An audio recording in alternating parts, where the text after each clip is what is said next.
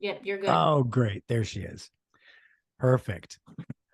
Okay, so welcome back, Misty K, the DJ. Thank you so Hello. much for coming back. Thank you for Uh, having me again. oh, it's a very special treat.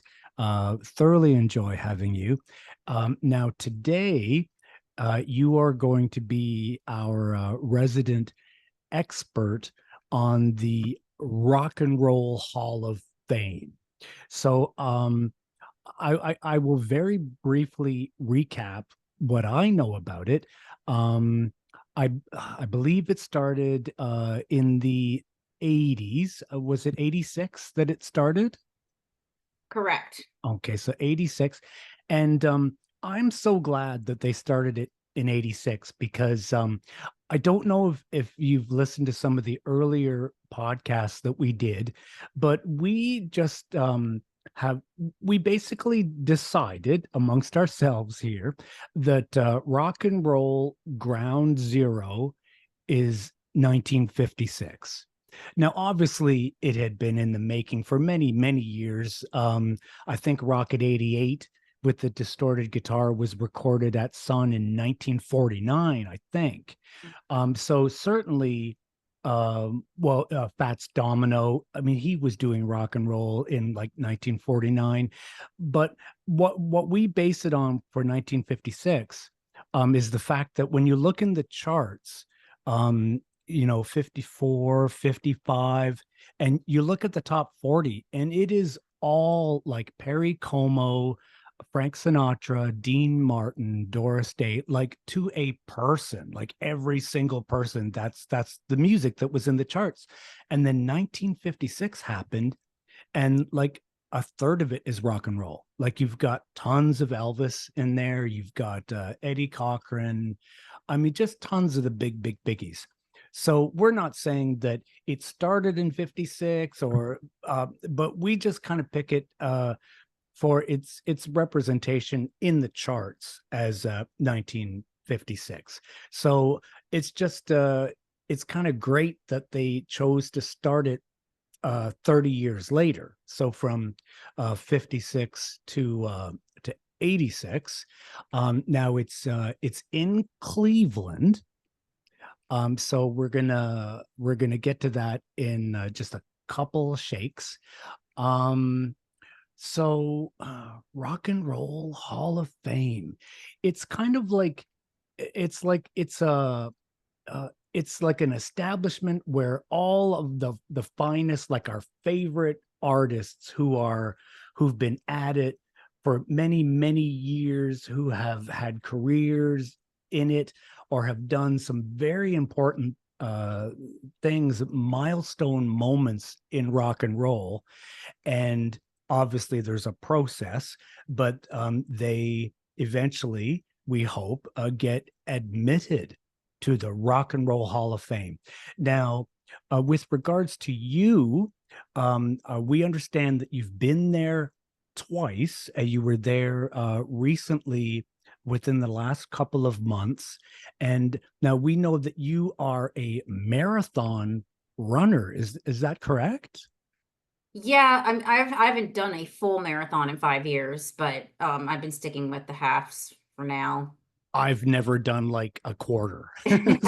So you're Yeah, yes. So they had a half marathon. They called it the Rock Hall Half. I'm wearing my Rock Hall Half t-shirt here that I oh, fabulous. that Love it. day.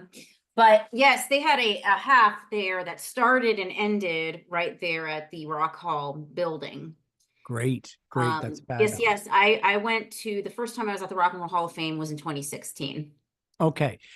So a first visit was 2016. You went back a few months later. So this is what, not a decade, 8 years later, you visited again with the half marathon.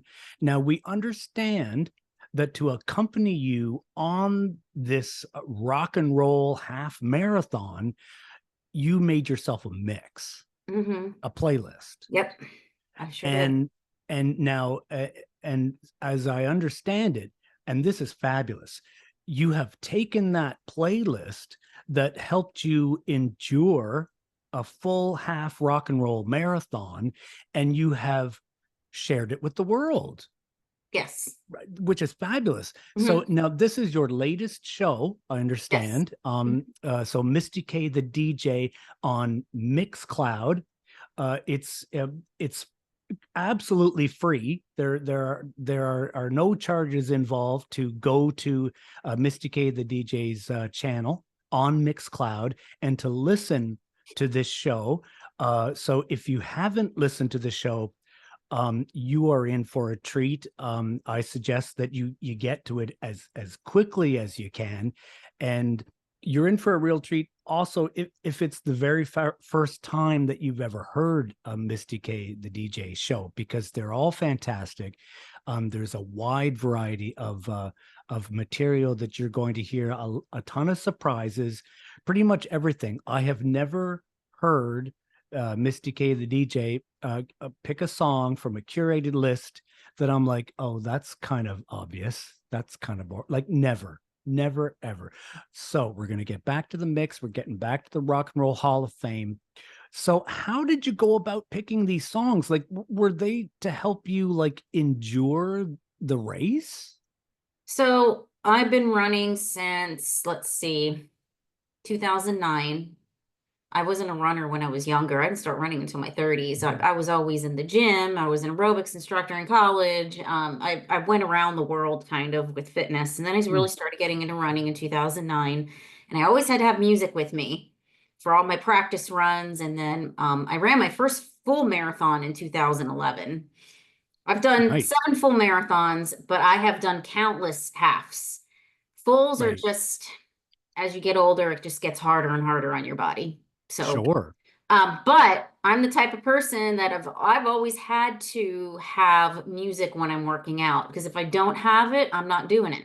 I can't Right. I can't do it.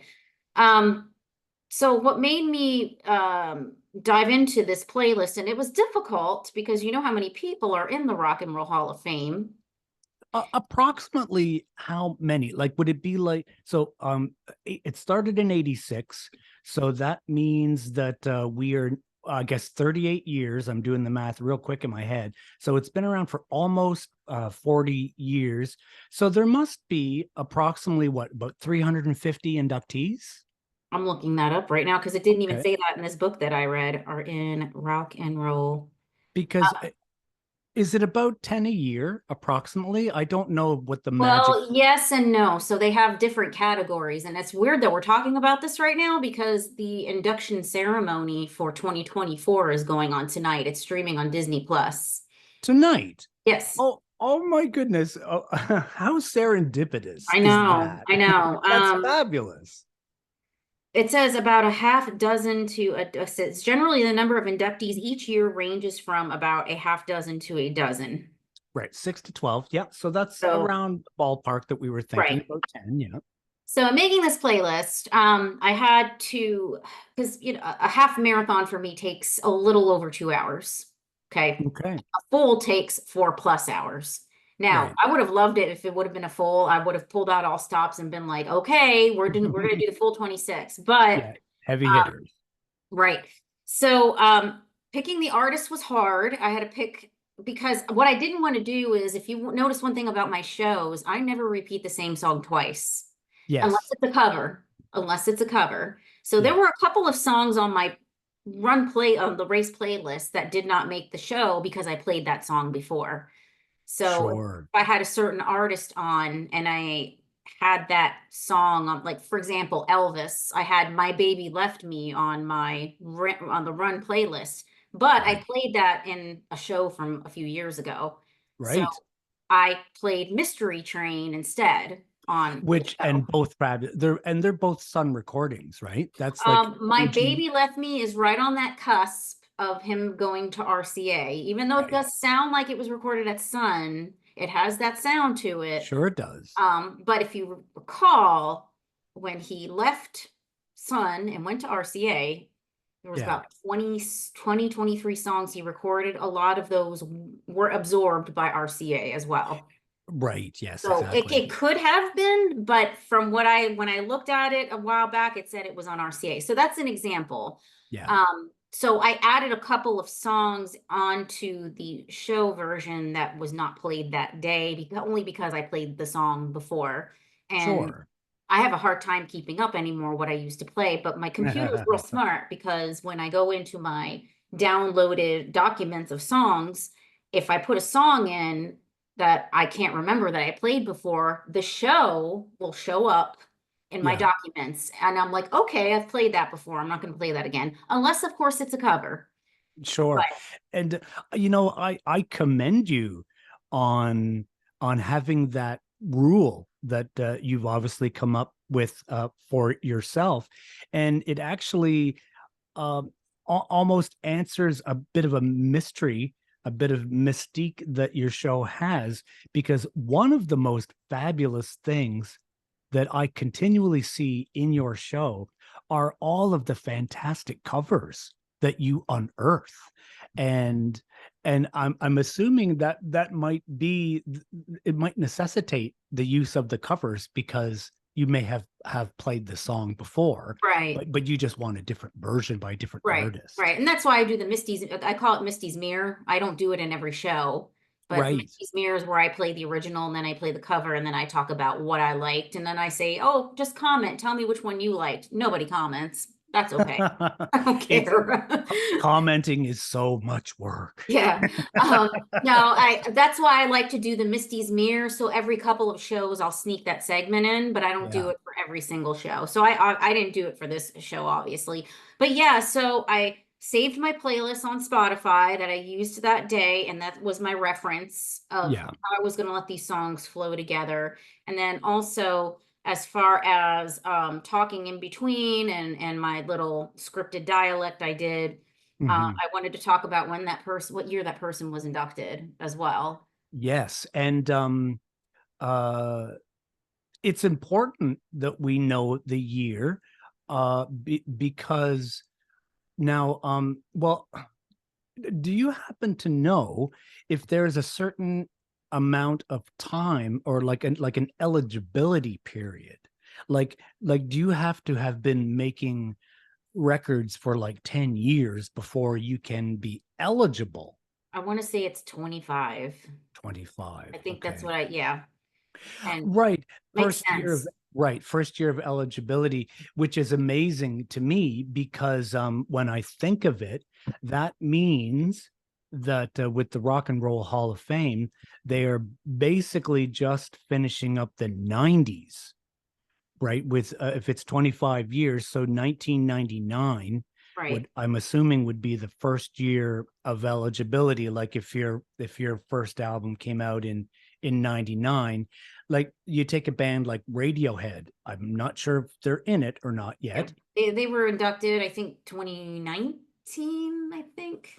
Right. So that would be very close to right around when they would have been eligible because Right. early 90s Yes. when they first came out. So if anyone's wondering out there, Taylor Swift is not even close yet, guys. No, but which is a great. Obviously, the second she will get in there. They may even create a special category for her. But you don't happen to remember, or maybe you can look it up there on your trusty little device there. But do you remember offhand the year that her first album came out?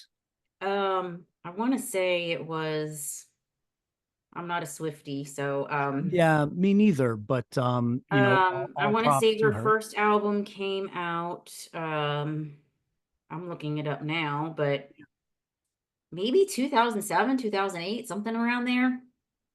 Okay, right. Okay. So yeah, interesting. Um I'm just going to very quick little segue, just slightly off topic, but I worked for years and years in record stores, and so I have a very kind of well, a firm cutoff of like bricks and mortar music business, like, and then post bricks and mortar. So I remember, like, I mean, I was working in a record store when Justin Bieber first came out. So I kind of caught the beginning of that, or the Bieber fever.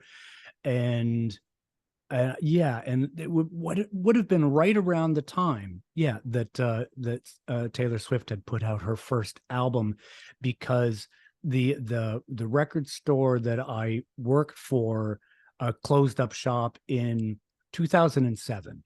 And that's when all of the retailers pretty much started following suit, to the point where there were just no bricks and mortars, no chains any longer. Right. And it was the whole infrastructure that was dismantled, because you had many record labels and you had many reps. And that's what they did, is they came to the store, they talked to the buyer, they tried to familiarize you with the new releases and how many were you going to order, and follow-up orders and what have you. That there's a whole infrastructure, distribution, everything. And then when the stores all closed, when the bricks and mortars closed, then it transitioned to to iTunes, and digital downloads, and the end of the physical media. So it just kind of made me think of that, of Taylor Swift, and just the concept of before and after. And Right.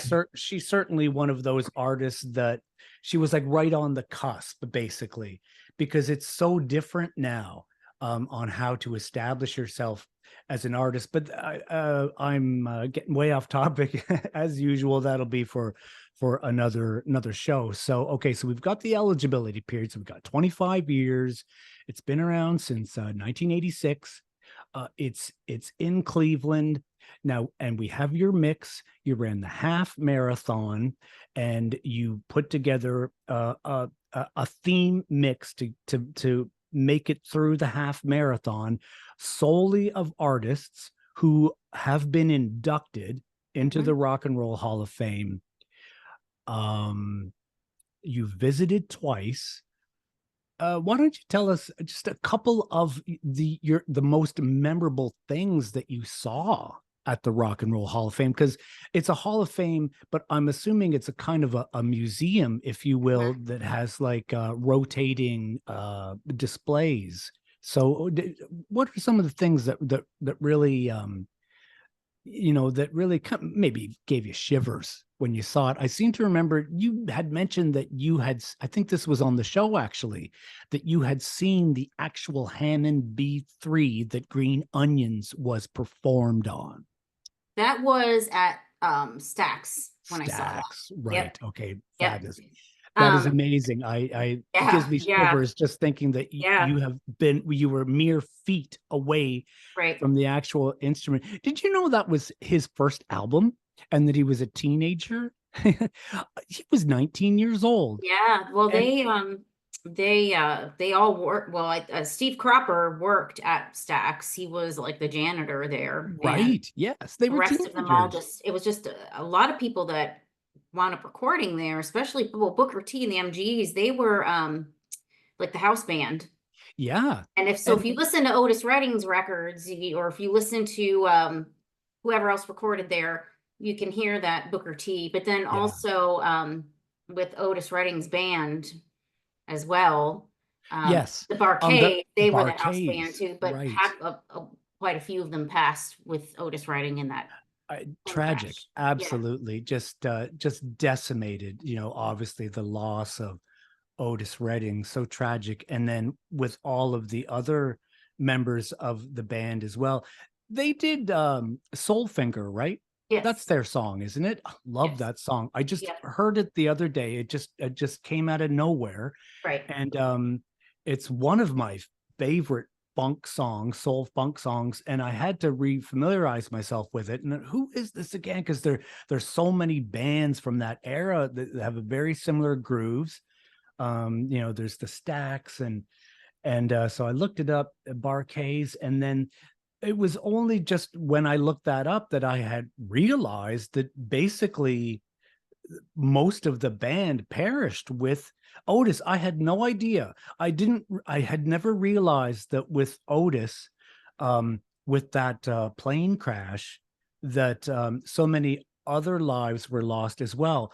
I mean, everyone knows that, the Big Bopper and Buddy Holly and Richie Valens perished in that crash. But I didn't realize that it was Otis and the band. As far as I understand it, I think the band did continue. Like, there may have been one or two members that did not perish, and I think they added more members and Yeah, that's what did go I'm. on. Yes, But yes. the actual people who recorded that particular song, Soul Finger, Hmm. did perish in that tragic event. But again, I'm going off topic here. I Yeah. apologize. Um, So, oh, what stood out for me? Okay. yeah, Well, it was interesting going back 8 years later because there were certain displays that I remembered that were still there, but they've also right, changed up the themes and they changed the building up a little bit too with some of it says Long Live Rock out in the front now. It's all in red letters. right. You probably saw the pictures I posted out in the front there. The Yes, love, standing, you can sit on the fabulous letters, picture. you can stand in between them.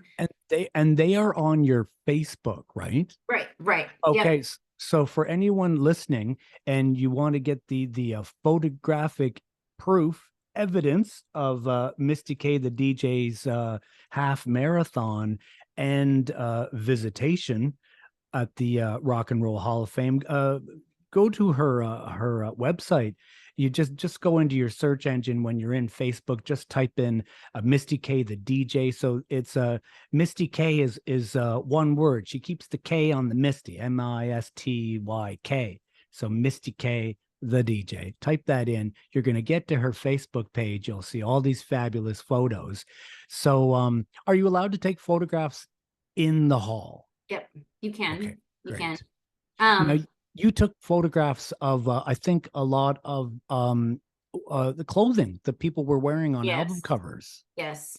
So, so the lowest the basement portion of it takes they had like a hip hop area this time. So an Hmm, ode to hip hop, which was not there last time. And right. then they of course they always have they had this the last time I was there. They had an Elvis and Son section. They had Lovely. a few things from Elvis's collection that probably came from Graceland. Then as you walk on, it kind of is like never ending. Like you're like, where does this end? And Mhm. if you really want to do it right, it takes 2 days to get through. Now, okay, good to know, because if someone's going to make the trek all the Right. way to Cleveland, it's good to know that you're going to miss stuff if you don't do the full 2 days. Do they actually have like a 2 day rate, or do you just have to pay They twice? may, I didn't even look into that, only because I got a free pass to get in this time because I ran the half. Right, great. So I'm not sure, I'm sure they got like package deals and stuff and there's a bunch of hotels that are just right around the corner that Oh, nice. run deals and things. I think the first time we went, we stayed at the same hotel that we stayed at last time, which it's nice and close. It's a DoubleTree Hilton, and honestly, I do not recommend. It's not, it's just it's crappy and run down and dilapidated is what it Right. is. But is the price right? It's the close, it's well, no, I mean it's the closest Right. to walk right on down. But I mean, if you go a little further that way, you'll find others. But anyway, I think some of the hotels have packages and such. I think the first time we went, we got like a special like Groupon deal or something like that. So it's not very expensive to get in, but if you want to do it right, you gotta probably spend 2 days. So this time, a couple of things were different. They had a women in rock section that was really cool. So who was the most prominent artist in the Women in Rock display? Well, they had not everybody that displayed. See, that's the thing with the Rock Hall is they get things from folks that are not necessarily in the Hall of Fame either. So Right. Yes. they had, a costume, I'm pretty sure a Lady Gaga costume. They had a Beyonce costume. They had pictures, of course, they got pictures everywhere. Um, Shirley Manson of Garbage. They had Patti Smith. Oh, what did they have of Patty's? I think they had a coat of hers. I took pictures I took so many pictures. And I didn't a lot of so I selected a round of photos that I wanted to use on my MistyK page. So the MistyK page does not actually have every single photo. Right. Okay, So sure. it's all on my personal page. Yeah. What I loved this year that I saw so much of that I did not see the first time Hmm. was they had so many artifacts and clothing from Blondie. I was Really? I was in heaven, and written hand lyrics, lots of written Yeah. hand lyrics this I time. wonder, that's interesting. Now, the timing is kind of perfect because Chris just put out his autobiography, right? Right. I That was read it. just, Yep. I read it. yeah. I read it this summer.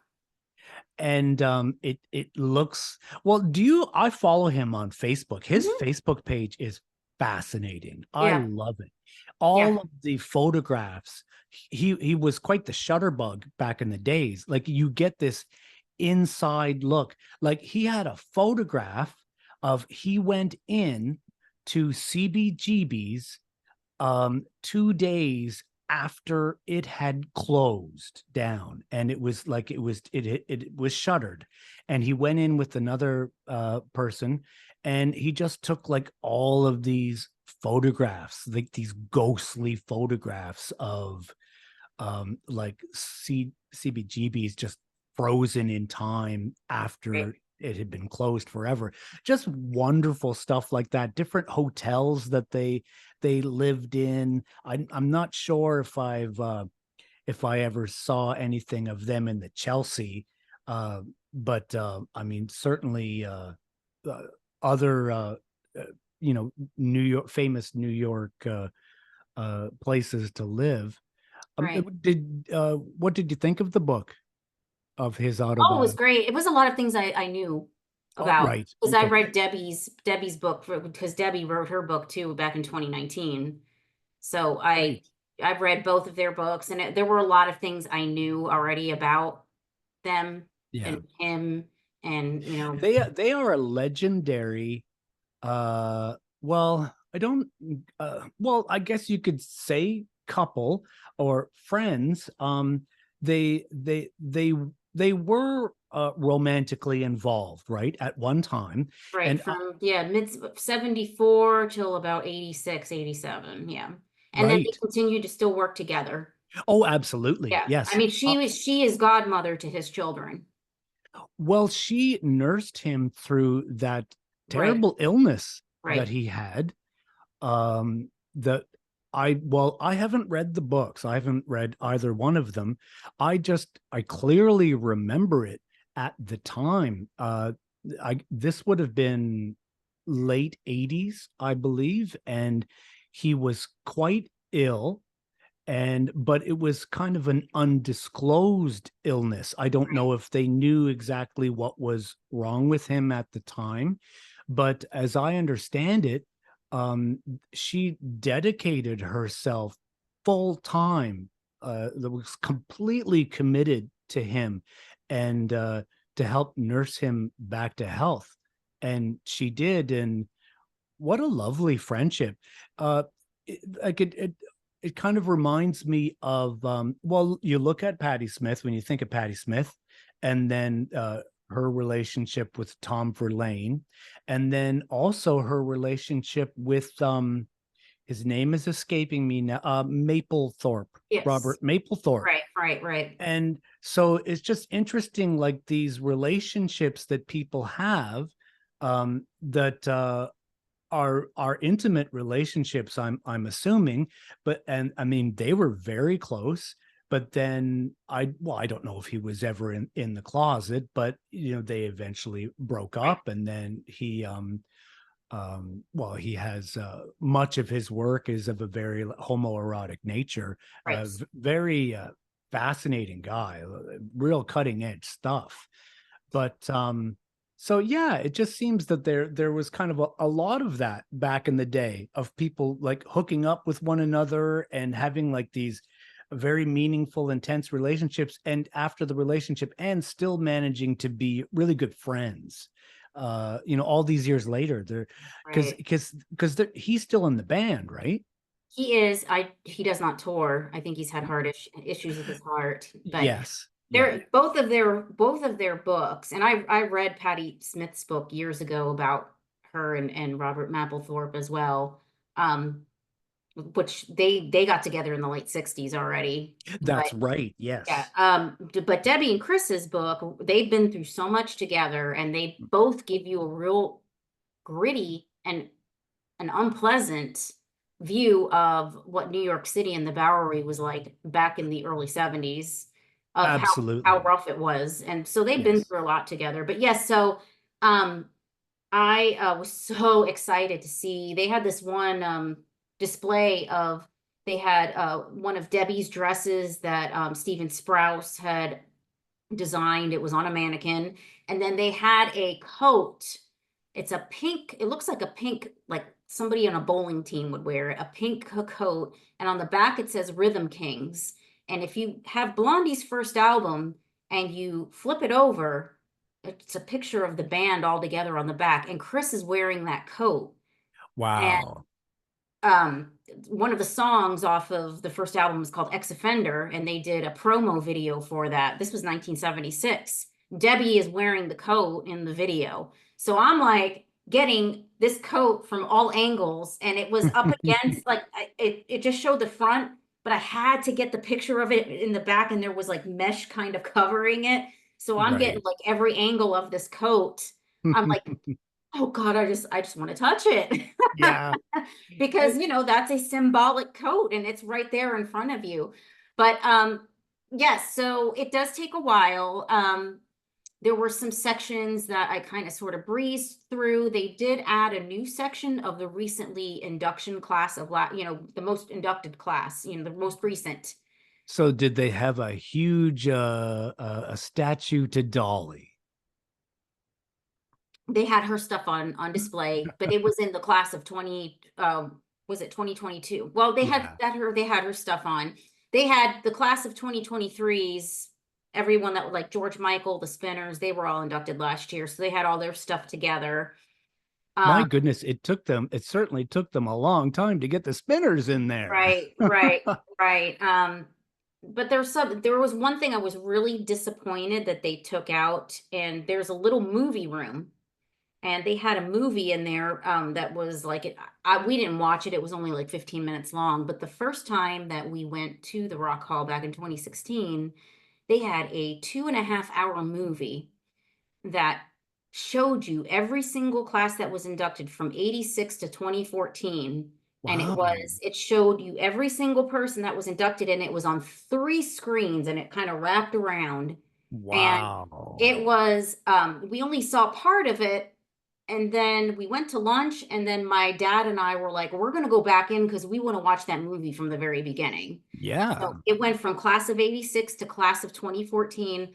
And even I emailed the Rock Hall after I got home, and I'm like, do you guys have this on DVD? I'm like, because that was an incredible movie that you put together. And Yeah. they said, no, unfortunately, we didn't because of copyright and that stuff. But yeah, that was neat. But I asked the girl sitting out front, I'm like, you guys had an incredible induction movie that you played here that showed several years of inductions. And she's like, Hmm. yeah, this is a different one. We took that out a while ago. So there were some things that were a little different, and then there were certain things I didn't remember. And they had another Chris Stein piece of clothing that they moved. They actually moved it into the hip hop section because it's the sweater that he wore in the Rapture video. Oh, right. Yes. And Yeah. that's so important too. Right, Yeah. right. And he wore that on the cover of the Auto American album, which Auto American it's actually not really a picture, it's a painted mural, is what it is, Yeah. but he's wearing that sweater. So, I love that album. oh, me too. I listened to that album not long ago. It was probably about a year ago, and not one single bad track on that album. And Right. I remember like when it came out and thinking this is really different and I love it. Like Well, did she even I used Walk Like Me on my playlist, Yeah, that's which is right. yeah, that was the flip side of Rapture because I had that 45 when I was a kid before I had the album.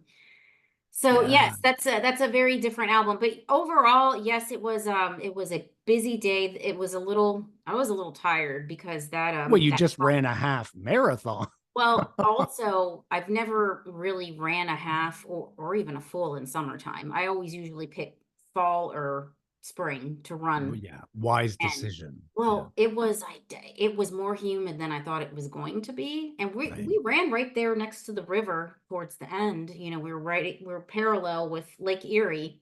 Hmm. Um, it just got to be a little too humid at the end. So yeah, I was a little tired for the rest of the day. Um, Yeah, and I mean, and when you to museum, if we're going to use that as a verb, but it takes a lot out of a person. All the like the standing and the walking and I find like when I go to a place like that, I really just want to take it in. You know, especially like you're looking at that coat and you're thinking, I remember being like 9 years old and holding that album cover in yeah. my hand and staring at this thing, and it just like sparks your imagination, especially when you're a child. And then there's the coat, like the actual coat. Yes. It gives me goosebumps, truly. Yes, I was so excited to see the Rhythm Kings coat. I was just because I didn't know they had it on display there. So No, so that would have been a when surprise. I mean, I even saw it within, I was across the way and I'm like, oh my God, I know that coat. I Yeah. know it sounds goofy, but No, no, not at all. Not um, at all. but yes, it was another feature that they added was they had a couple of kiosks lined up, like maybe five or six of them, and you Yeah. could go in, put your email in, and then put in who you think should be inducted. Here's the only problem though. There was a line behind you in each one, right? Yeah. And you could only put one artist in at a time because I had a list in my head of Right. who I wanted to put in. So I just put in the B-52s. And I wanted to go back and put more people in, but the lines were just, and it was in a real crowded space, court kind of towards the top of the building. But Yeah. that's another cool thing that they added in was the little kiosk center where you can submit in who you think should be. And then it shows you the list of what people you can, it has a TV screen above there. And it's kind of like, I don't know, it's kind of like watching, you're at the airport and you're watching which flights are getting Oh, canceled, oh, yes, you right. know? Yeah. Yeah. It's just an ongoing list of what people are submitting at the time. Now So, I have to state for the record right here and now, it is absolutely criminal that the B-52s are not in the Rock and Roll Hall of Fame. Now, the B-52s was did that for 1979, was it, or was it yeah, 78? yeah, around I that mean, time. I mean, yeah, so they were like there. they are like that's crazy. It's just crazy. And I mean even let's pretend in an alternate universe that their first album had Love Shack on it. Just what they've done from Love Shack on, they should be in the hall. There's something fishy with that. Uh so I, there's a lot of politics involved in There the is. Rock and Roll Hall of Fame. Now, Yeah, I don't get too caught up in that. no. I did read that book that I showed you the picture of. Do Um, they address the politics? a little bit, but they got more into the business side of things of how difficult it was to get the museum built, which opened in 1995.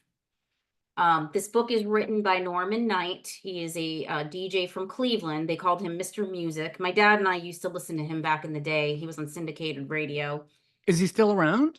Yeah, he's still around. I bought this book during COVID over Right. here, and this is what it, I don't know if you can see it or not, but The House That Rock Built. I don't know if you see it on here or not. No, it's not. Oh, oh, wait. Oh, no, it's not. It's not letting us see it. That's okay. That's Okay, oh, a so little bit. anyway, Yeah, we can if saw a little anyone's bit. interested, I'll send you a picture. But it's called The House That Rock Built: How It Took Time, Money, Music Mongols, Corporate Types, Politicians, Media Artists, and Fans to Bring the Rock Hall to Cleveland. Because at Hmm. the very beginning, it was Norman Knight wanted to, you know, be a part of this. He was part of the Cleveland group. There was a New York group of investors as well. They wanted in New York Well, City. they kept arguing about New York, and then they went around to some other cities, though. They said Memphis, because Sam Phillips kind of pushed for that. And then they said Right. New Orleans, then they said LA.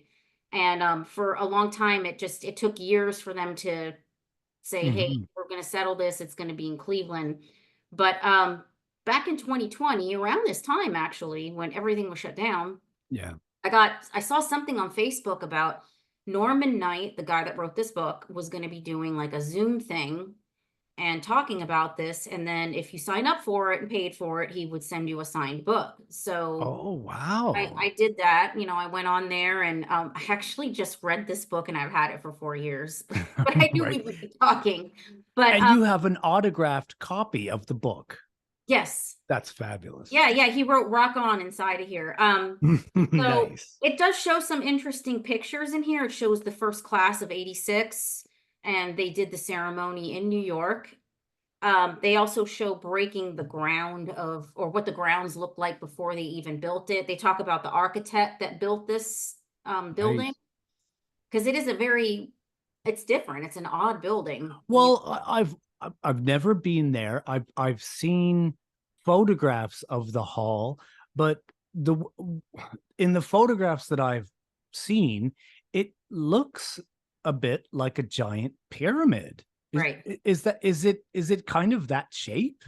Yeah, I think what it's supposed to be emulate is if you were like in an airplane and you look down, the grounds in front of it it's round, and then I think the pyramid is supposed to symbolize like a needle on a record.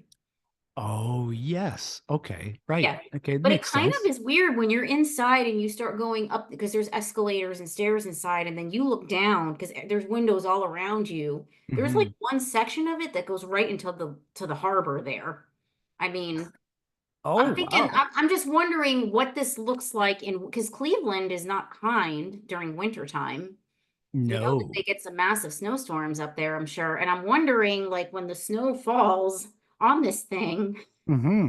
what it looks like. And another thing my husband and I were chatting about as we were sitting there, as we took a break a little bit, and they actually have like a snack bar in there now. Oh, you'd need something to eat. I don't remember them having a snack bar the first time. Yeah. And then of course they have a huge gift shop. They changed Oh, that yeah. Did too. you buy anything? Buy anything cool? No, I got a keychain for myself and I got a keychain for my coworker. That was it. The first time I was there, I bought a Blondie shirt. Ah, nice. Yeah. So we're sitting there and we have a coffee break. And I said to my husband, we're looking around at the windows and I'm like, I wonder how they clean these things. And my husband was like, it's got to be like a drone or something that cleans these windows. Right. Because And it's like honestly too, I feel like it's almost a greenhouse effect in yeah. there, but I So think they it's regulate the temperature somehow.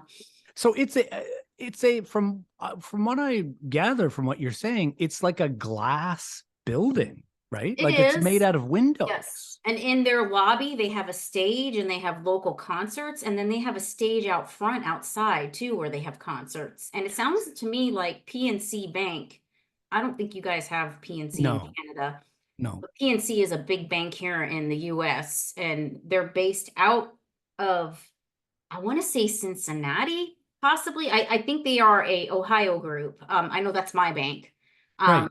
but they I mean, PNC sponsored this race too that I did.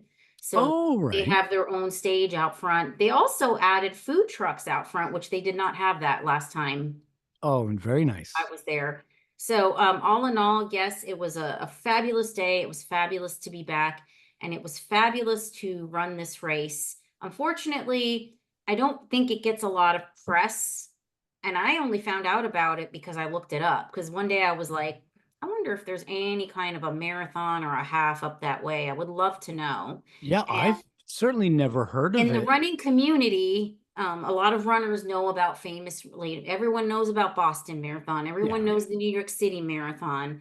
Hmm. Chicago, everyone knows that one, but nobody talks about this. And I think historically this was held in October, and for some reason they made it in August. I kind of wish they would have stuck with October. I think I would have So fared a little bit better at the end. yeah.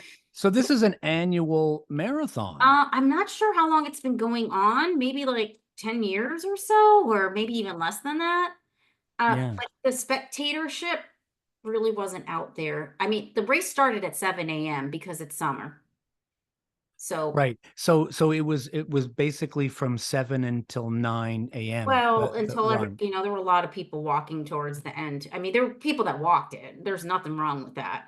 But there were people like myself that the last mile or two, I found myself walking. And if you're a runner and you have a certain amount of pride, which I do, Hmm. you never want to be out walking when you've worked so hard for this. But just the humidity right at the end there was just, whoo, I tell you, Yeah. it was a little much. But How many? they had us go through downtown. Uh, honestly, I'm not familiar with Cleveland because it was only my second time there. So Mhm. there was nobody really out watching. There was only people at the start and people at the finish. That's it. Right. So Yeah. how many bottles of water did you go through? Well, they had water. Yeah, they have water stops. Oh, okay. So you just like do you just like pull up there and you keep kind of like jogging on the spot and just get Yeah, yourself some I water made and sure to stop at every single one just because of it being August. yeah, Generally, my rule of thumb is to always stop nowadays, but if it's a full marathon, I actually have to attach a water belt and sure. even put snacks in a pouch, meaning that I put licorice or pretzels or something in there. Yeah. I'll never forget my first marathon back in 2011. It was here when we have the Kentucky Derby. Hmm. The week before the Kentucky Derby, we have what's called the mini marathon and the full marathon, and it's to celebrate the Kentucky Derby. Oh, cool. I had done the half a couple times, and they have news crews and I mean, we get a good turnout for it. We got Oh, news, everything down there, but yeah. the full never gets exposure. Everyone's always focused on the mini one, but I've done Mhm. both. So my Right. first full was with the full here, and the first time I remember taking a half of a peanut butter sandwich and just rolling it into a plastic bag and putting it in my water belt. I am not a fan of running with the water belt anymore. It's just it gets too bulky. No. Sure. So Um, yeah, it was difficult and but I had the playlist really was perfect because it went the way I wanted it to. And what song did you when you started the half marathon? yeah, Like you must have had a special song to start you off. well, I started off with what I started off on the show was rock and Oh, roll music with Chuck Berry. oh, great. Okay. That's what I So started off with. Yep, yep. so the actual show that you've done that's on Mixcloud Yes. um it's the exact music that you ran to with the exception of like the you may have had to substitute a cover, but No, just the first three songs were the first three songs. So rock and roll music, Chuck Berry, that is rock and roll the coasters, and Run Baby Run, Sheryl Crow. Those were my first three. Yep. you know, I have something to admit. When I was listening to your show and I heard that Sheryl Crow song. I've never heard. I like Sheryl Crow. I've listened to her music intermittently like ever since she's come out, but I never did actually get around to buying what is it, Tuesday Night Music Club. Yeah. Tuesday Night Music Club. Yeah, and I had never actually heard the song before, and I was mesmerized by the song, and I didn't know who it was, and I was like, I can't wait until Misty gets back on the air to let me know who is doing this fabulous song. And then so when you had said it, I had to look it up, and I was like, oh my goodness, it's from like her first album, like the big album. Did you choose it because of the name or the song or both? Well, that's always been a staple in almost all my races. I've always used that song. Maybe not every single one, but I used it in my first full marathon back in the day. I'm pretty sure I did. Yeah. You see, that is what I so love about what you do and how you curate music. Yeah. The items that you pick, you just zero in on these things that like I have missed. I mean, I know Sheryl Crow ever since she came out, but I had never heard that song before. And that's the And opening track on that album too.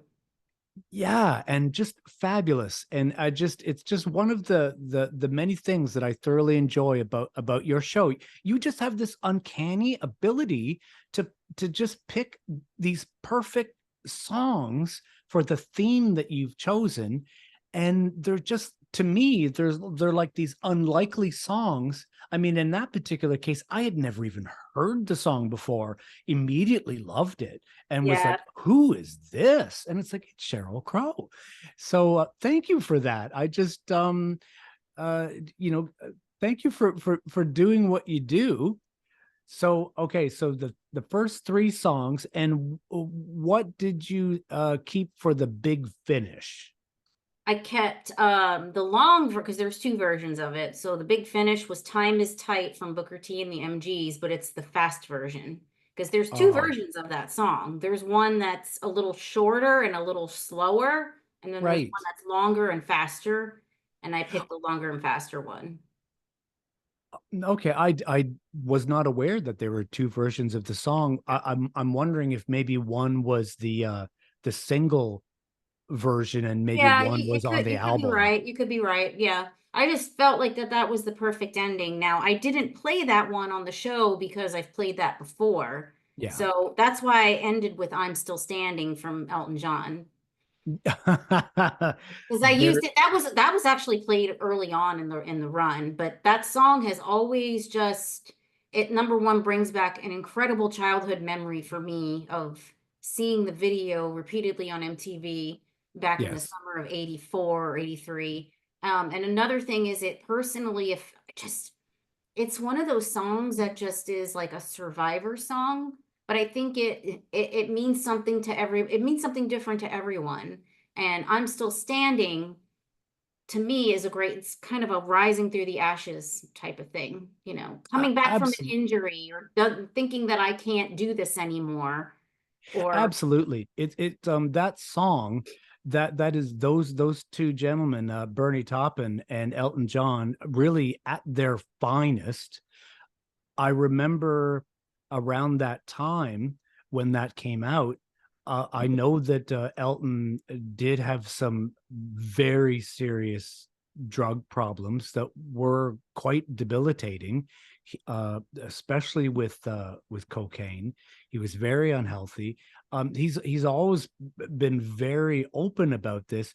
It's just interesting because he's just come out with there's a brand new documentary now on Elton.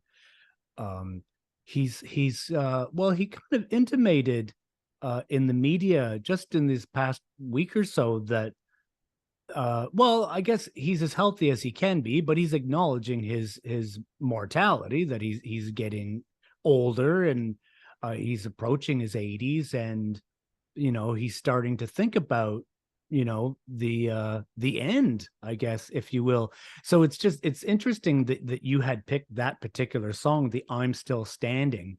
That was a lovely period for Elton. Not that, I mean, Elton John has never had a comeback per se, in the sense that he's never gone away, but uh I yeah, with that Too Low for Zero, for me, that yeah, was a real benchmark.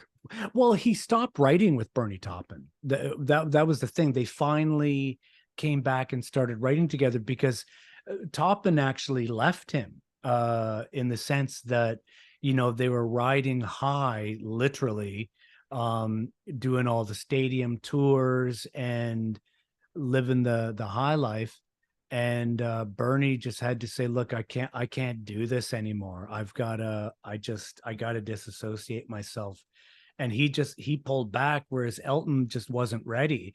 And so he just got other people to write with, and just kept going at it. And fascinating man. I think that Elton John, just this is just my opinion, even if he had never recorded a note of music, I think that Elton John, in everything that he has achieved in his lifetime, I think he is one of the most important people of the last century.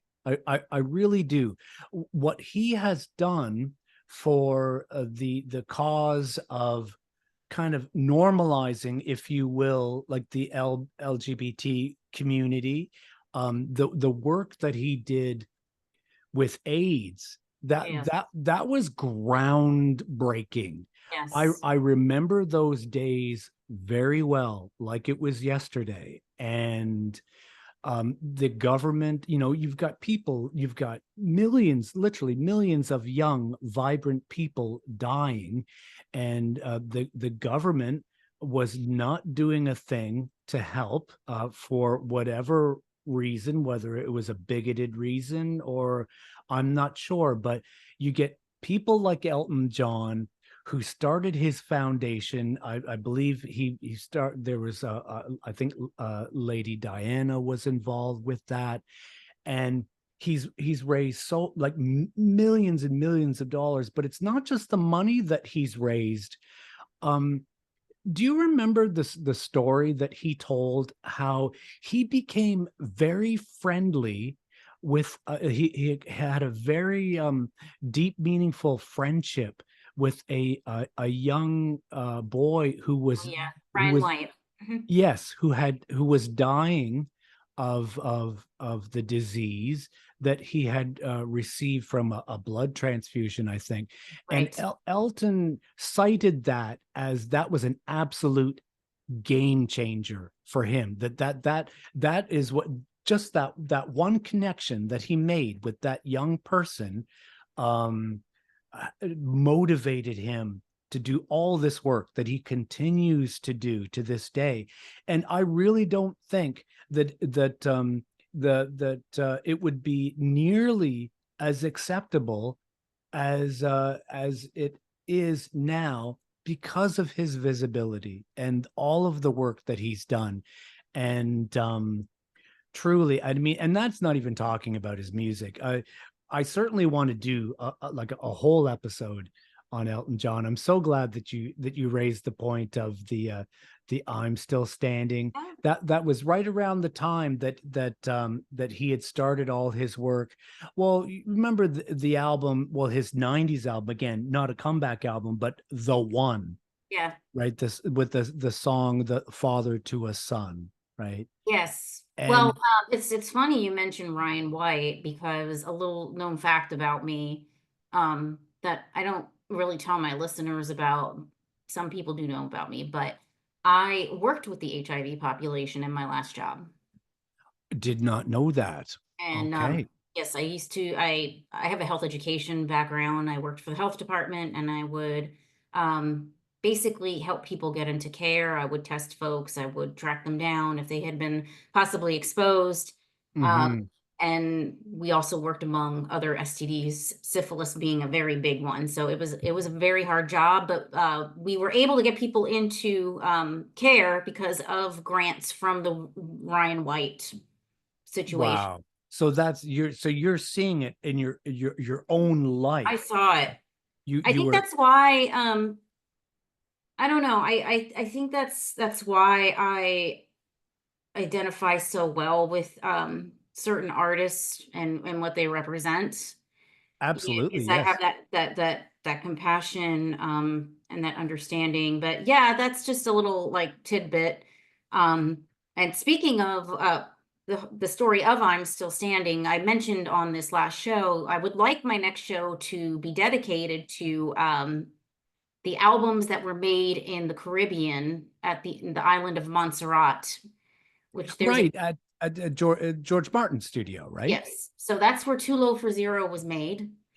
Oh, And fabulous. Right. and other great albums, The Police, Synchronicity, and Ghost in the Machine were made there. Dire Straits, Brothers in Arms was made there. There is if you can get your hands on it somehow, you can find it on YouTube.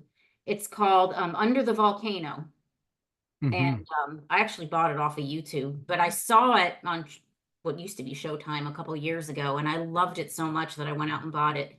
It is about that studio that Sir George Martin um, founded. And Now, it was destroyed, right? yes, so So the last album that was recorded there was the Rolling Stones Steel Wheels. isn't that something? And then Hurricane Hugo came Hmm. and kind of wiped the island out. And then the studio was actually I even read a book about it too not too long ago, but the It's studio was fascinating. kind of on its way out in that at that point. So it opened in 78 and then it closed down in 89. So right around the time when the Rolling Stones were recording there, things weren't looking real great because music was changing and Yes. people were using different equipment at the time. Um, so the hurricane wiped it out, and then the problem was about 5, 6 years later, the volcano erupted. That's Oh, on the I see. I island. didn't even hear about the volcano. Yes. I So just yeah, knew about the hurricane. if you, I mean, you can find it on YouTube. You might need to purchase it. It's like, can't remember, like $14 or something. Yeah. But I highly recommend watching that documentary. And I'm thinking about Hmm. doing a show about the albums that were recorded there. I think that's an amazing idea for a show. I can't wait Yeah, I'm because thinking about it. I just got to get the right because there was some albums I'm not familiar with there, but Mhm. like Paul McCartney's Tug of War was recorded there. Was it really? Yes. It's amazing because I remember when that album came out, hugely, hugely anticipated album. Obviously the first one that he made after the passing of his friend John Lennon, and it was that was a 5-star album in Rolling Stone. I Oh, I remember, love that. It's one of my favorite Paul albums. Yes. yeah, again another, not that he ever went away, but a real, it was a milestone record for him because he was kind of swaying in and out. Wings had petered out, and then there was the famous drug bust in Japan, which was quite foolhardy, really, on his part. Um, I read somewhere that he actually said that he had actually subconsciously set himself up to fail, so to speak. That he had to do another tour, and it was like a world tour, and that he had agreed to do it, but his heart really wasn't in it. He basically was done with Wings. Like, he didn't want to do it anymore, and I don't know exactly how much he brought, but it was kind of ridiculous. Like, it was an entire suitcase. Like, it was enough that it was beyond, like, it was into trafficking, like the amount that you would actually get, not just having it in your possession, but actually like enough to traffic the thing. Because I gather he really indulged quite a bit back in the day. Um, so yeah, that was a difficult period for him. The jail period, and then he broke the band up, and then he made the McCartney 2 all by himself, with just a lot of synthesizers. Is his most experimental album.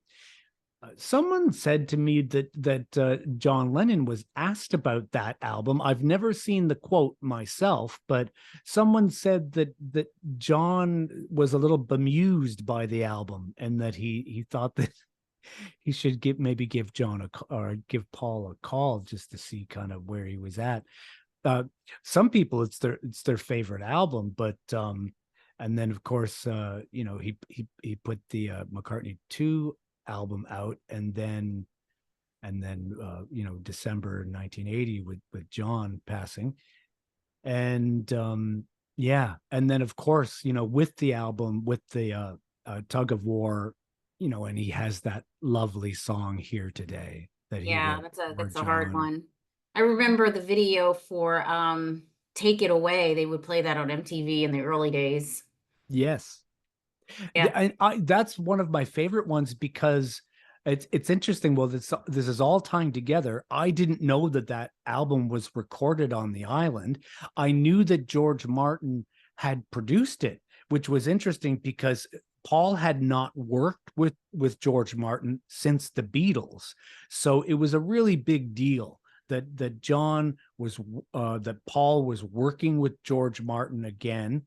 He brought Ringo in to do some drums, And with that horn section in Take It Away, it's like it's something right out of the White Album. Like that is a George Martin produced, tight Beatles sounding horn section in Take It Away. Yeah, Love that. great Just tune. Well, that. I'll send you the trailer to the film because the documentary because they get into tug of war. They talk about they pick Oh, a great. couple of albums and they talk to some folks too. Yeah. Duran recorded Rio and Seven and the Ragged Tiger albums there too.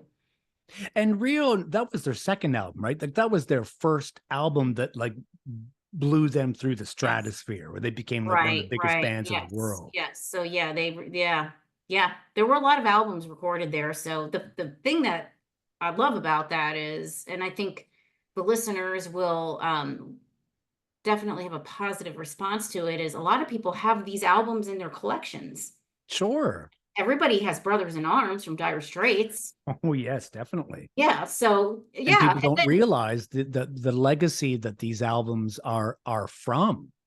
yeah. Well, I'll send you the trailer to it. It's a fantastic documentary. They get into the island, they talk to some of the because all the locals would work there and help Right, right. and drive people around. And they said Paul would drive around the island just, playing pranks on people and things like Yeah. that. And he had this and George Martin had this awesome swimming pool. Like it looked kind of Mm. resortish, it was up there in the mountains and all that. So I said to my husband, because we've been to the Caribbean a handful of times, I said, we may need to kind of like go there. I'm like, but the problem is that you cannot get a direct flight to Montserrat. Right. It's a tiny island, and you either have to Antigua is above it, so you got to fly first to Antigua, and then take a charter plane, which does not thrill me, No, to no. Montserrat. Or they used to have a ferry that would go to Montserrat, but another problem is where the studio was. It's it's in the basically the danger zone because half of the southern part of the island Yeah. is a whole area that was wiped out by that volcano. So they do not let they don't let tourists or anything go in those areas because So you it's can't you so you dangerous. so you can't even actually get to the remains of the building. No, you can't. Now, if you watch the documentary, it will show you what it looks like now and what has happened to it because it's still standing. It's still there, but And you it, just get, but there's no public access it to was it. taken. Sorry, my allergies are like killing me today. That's why I'm wiping my nose so much. Um, that the building is still standing, and like I said, the hurricane took it out because 6 weeks after the hurricane happened in '89, George Martin went back there and he looked at his piano and he saw that his piano keys were green. And he's like, Oh, that's it. We got to shut the state. We're shutting this down. But then 6 years later, I think it was 95, 96, somewhere around there, that's when the volcano erupted because there's a volcano on that island and it's still active. It can erupt again. is is Antigua a country? Yes, it's above Montserrat in the Caribbean. Okay. And is Montserrat a country? Yes, it's a very tiny island. It was, I think it's an Irish, it was founded by the Irish, or it's got some kind of an Irish background. Oh, But okay. do you remember the video for the police's Every Little Thing She Does Is Magic? Oh, I love that video. Yeah. All the people dancing around with them there, those are Yeah. all people from Montserrat because they recorded the album there. Oh, okay. So they filmed the video there as well. They filmed the video there, and then for the tune The Invisible Sun, Mm. Sting grabbed some locals and put them on backing vocals for that. So Nice. yeah. But then like you got to watch this documentary. It really covers everything. It's great. I'm really looking forward to the link. Thank you ever so much for telling us about it. And yeah, I really hope that you do follow through with that show idea. It's really sparking my imagination just sitting here, talking to you about it, and just some of the artists who have been there. So well, Air Studios, there's one in London as well, I believe. Yeah. Is there? Mhm. Yep. There was a ton of people that even my Olivia recorded there in the early years. Yes. Oh, nice. Yep. Yep. Nice. So they talk about how Air Studios initially started. They do cover a little bit of information about the one in England. And then Yes. they talk about how, like, I get apparently Sir George Martin loved this island so much, and he's like, I want to put. He wanted to put a studio so artists could come and get away from like the hustle and bustle. So not be in LA, not be in New York, not be in Mhm. Chicago, and get Yeah. away. And there were some artists that like Sting completely loved being there. Mm. So after he did Synchronicity, the police kind of went their separate ways and he hung out and stayed in Montserrat. And then in comes Mark Knopfler and the guys from Dire Straits, and they Yeah. start making Brothers in Arms. And guess who's on background for Money for Nothing? I know. I remember when that song came out, and I was like, "Oh man, I love this backing vocal. That's so Sting. How did that happen?" And And because it's because he was because there at the right place in the right time. And he yep. was he was So hanging out at on the beach. they talk about that. And they talk about let's see. They mentioned some other artists that recorded there. They don't get too deep into the woods with that, but Luther Vandross is one of them. Sheena Easton recorded, I think, two of her early albums there as Yeah. well. So, yeah, it's a great story. I was so sucked in when I first saw it. I was recovering I remember it was 2 years ago I watched it. I was recovering from COVID. Right. Oh And yes. I was looking for something to watch and I was like, Under the Volcano, okay. And I looked at the description and I'm like, oh, Sir George Martin, okay, I probably could watch this. And I watched it and I loved it so much I watched it the next day. But then I was also working on my British Invasion show that I did on Mixcloud around that time. So I do mention some stuff about it on that show. And I think I play a couple of tracks from that were recorded there. If there's anyone who would talk about Eye of the Hurricane, who would know exactly uh, what that was about, and that would certainly be George Martin, because with I mean, the Beatles were the biggest act ever in all the mania, and he was right in the middle of that with the four guys who were in that band. So you can see like his connection with the Beatles probably helped inspire that idea of just, as you say, like going away from everyone, but actually having, like, look at when the Beatles went to India, and they, they finally just got away. It was just this lovely vacation. It was just a lovely opportunity to get away from the paparazzi and the That's why he media. had this. Yes, that's Yeah, why he had this. Yeah, the yeah. Duran, they talked to Nick Rhodes and Duran, and he was not a fan of being there. I think, Really? yeah, well, you have to remember Duran, these guys were 22, 23 years old at the time, and Yes. they wanted they wanted the girls around Yeah. them. Oh, They yes, wanted they did. Yeah. right. So they said that he said he wasn't really a fan. Another person that they briefly talked to, they spend maybe not even a minute on is Lou Reed recorded an album there and he didn't like it there either. Lou Reed. Yeah. He didn't like it because he liked the hustle and bustle and the loudness of New York is Yeah. what he liked. So because When.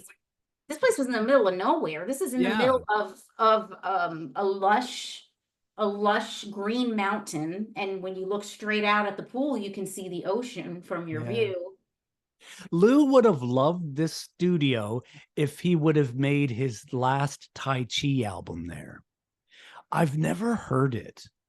That I don't I like I looked for it on YouTube one time. I forget what it's called. It got terrible reviews. Um his very last album. People didn't even know he was sick at the time, so they felt okay with tearing him apart. But I love the transformation of Lou Reed, how obviously he went from, well, the dependency on like these brutal drugs, heroin being, one of them. He's writing songs about it, lethal drugs that, many of his friends did not survive, and he probably very narrowly missed surviving it as well. And then, do you remember? Have you ever seen the movie Smoke? The Mm-mm. film that they he's it's there's two films. They made the movie Smoke, and then they they they spent only half of their budget, so they ended up making another movie that was completely improvised called Blue in the Face. But Lou Reed talks about in this movie how he was giving up cigarettes, and he finally gave up cigarettes. And then he was talking about coffee, that he had to give up coffee because he would have like a cup of coffee first thing in the morning, and he would just like want to like roll over and go back to bed. It's weird, like it's happened to me too, and I don't really understand the science. I googled it one time, like, why does coffee make me sleepy? I guess it's a thing. But like Lou just did that total 180. Like he goes from literally, like, he's writing these songs that people love to this day, of like, cranking needles in your arm. He has the song actually called Heroin. He lifted the veil on the taboo of the whole thing. And then he does this complete 180 where not only does he not smoke, he does not drink, he does not do drugs, he doesn't even drink coffee. And like Tai Chi is his like new religion. Like he studied under some master or something, and it was like he I guess near the end, like he devoted, I think he even wrote a book about Tai Chi. I think Laurie Anderson, his wife, helped him write it. But anyway, I find it inspiring how you can go Right. from such an unhealthy place where, maybe you're writing this brilliant material, but your life's not so great. And then, conversely, you get healthy and empowered. It's terrible that we lost him. I probably cancer again, like Yeah, I believe so. Yeah, yeah, yeah. way too young. But no, that's a great point about it's funny coming from Lou, because like Lou loved the hustle and bustle of New York until he didn't. Right. Do you remember the album New York, the from '89? And Mhm. I remember at the time he was talking about how intolerable New York had become, and then he had to get out. And I believe he actually did move back to Long Island. I think that's where him and Laurie Anderson were living while they were together. But yeah, he's a contradictory person for sure. It's probably why I love him so much. Right. Yeah, but I'll just send you the link. I just sent you the link to that through Facebook, so you can check it out, and you can Oh probably buy yes, it. You should be able to buy it on YouTube, but I don't know with your laws up there, with you not yeah, being able yeah. I know to. we got some funky weird laws up here. Yeah, the not your region. You can't watch this in your region. Yeah, it's weird. Um, okay, so we're gonna bring this back to the Rock and Roll Hall of Fame. We just kind of touched on a little bit of the politics. I don't want to like delve like right deep into it. I don't want to get like super negative or anything. So Jan Warner, I don't know if I'm pronouncing his name correct. Yeah. Yeah, Now, so he was on the new well, I could tell you which I think he was on the New York board or part of the New York investors, but he was very right. close with he's close with Yoko Ono. So he obviously Jan is famous for having started Right. Rolling Stone magazine, Right. He's the and chairman of Hall of Fame Foundation. I'm so reading it. he is the chairman, He is the and chairman, yes. or the chair, yeah. So I believe he's on record as saying something to the effect of, "Over my dead body, will the monkeys ever get into the Rock and Roll Hall of Fame?" Yeah, I don't know. They don't talk about any of those kinds of things in this book, but they should be. Yeah, well, no, like I think the book's great. Like it sounds to me like it's telling the story of, like, obviously it took them almost 10 years, right? Because 86, they organized themselves as a hall, but like without a building. Right. And then with just within a decade, after much struggle, they actually came up with they broke the ground and they built a building which is a shrine to this thing that we all love and worship, rock and roll. Why Cleveland? Because that is where Alan Freed held the first rock and roll show in 1953. Oh, see, I love that. I love that. Thank you. Thank you. So now we know, people, if you've wondered why MistyK the DJ has very graciously let us in on this secret. So now we know 1953, the very first rock and roll show that Alan Freed organized. So if you don't know Alan Freed, now I am not a scholar with regards to Mr. Freed, but this is the person who coined the phrase rock and roll. Now, I can't say whether he invented it. A lot of people talk about, where did it come from? What does it mean? And, we could do many, many shows on that subject. But Alan Freed is the person who is credited with putting that label on this brand new music, this exciting new music, brand new, that really resonated with young people. It spoke to young people. Young people, it broke down barriers like nothing had ever done before.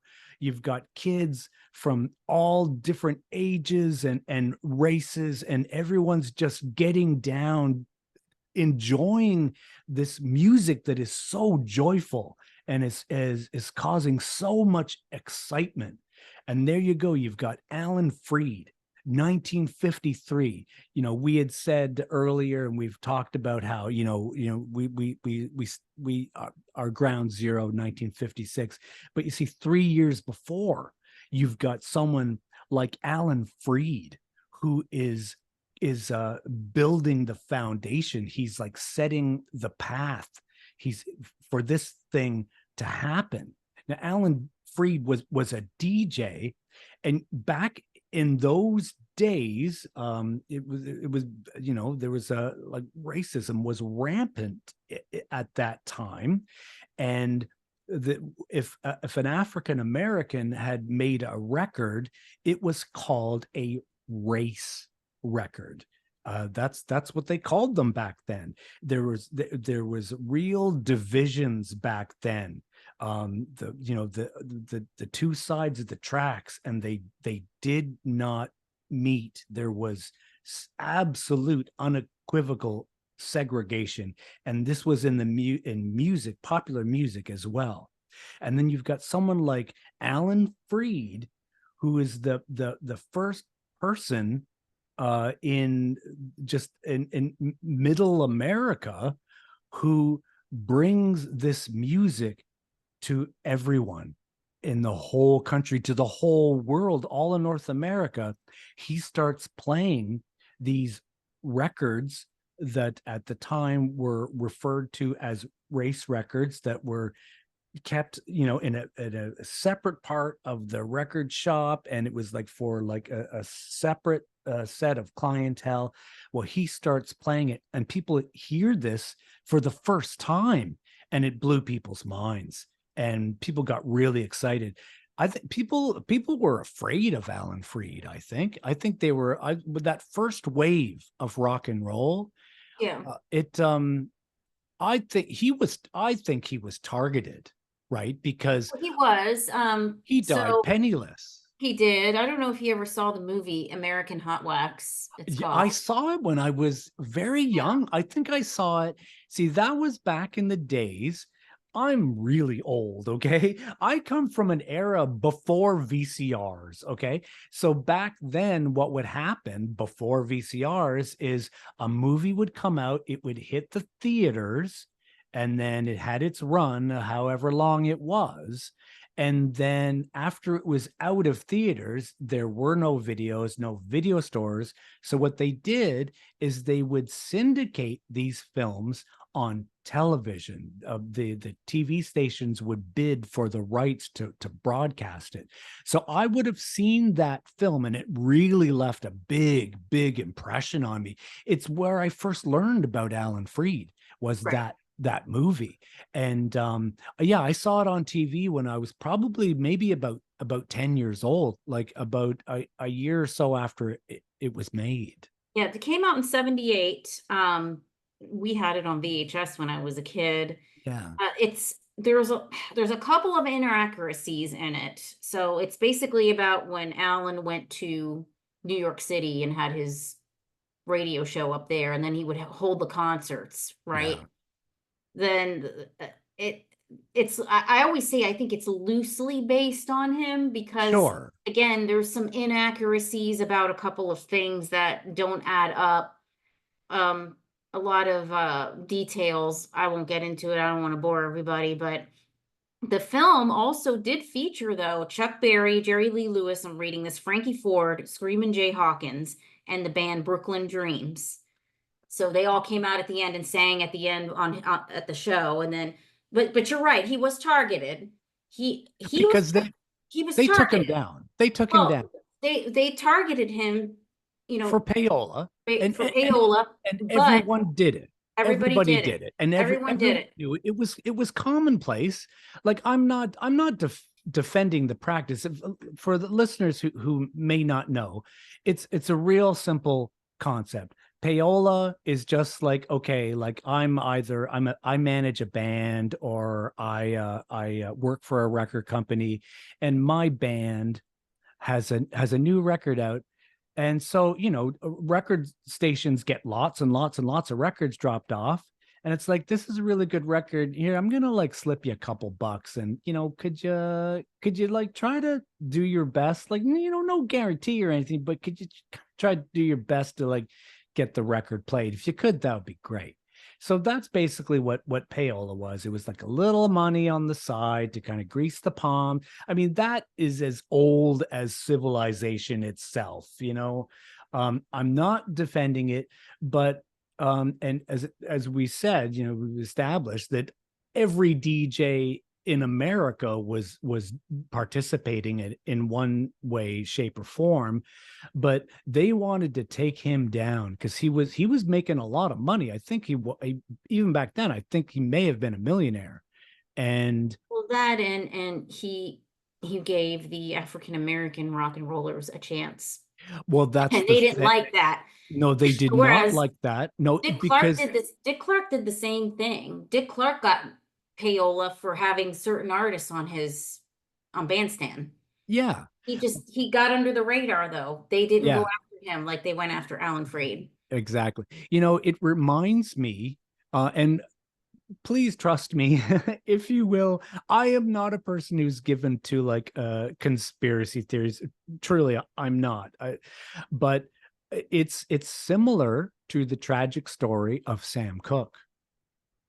Now, yeah, now Sam Cooke. Now there's a tragic figure who is, I think, is in danger, like, of being almost forgotten about. Like, I mean, obviously, like the hardcore, like 60s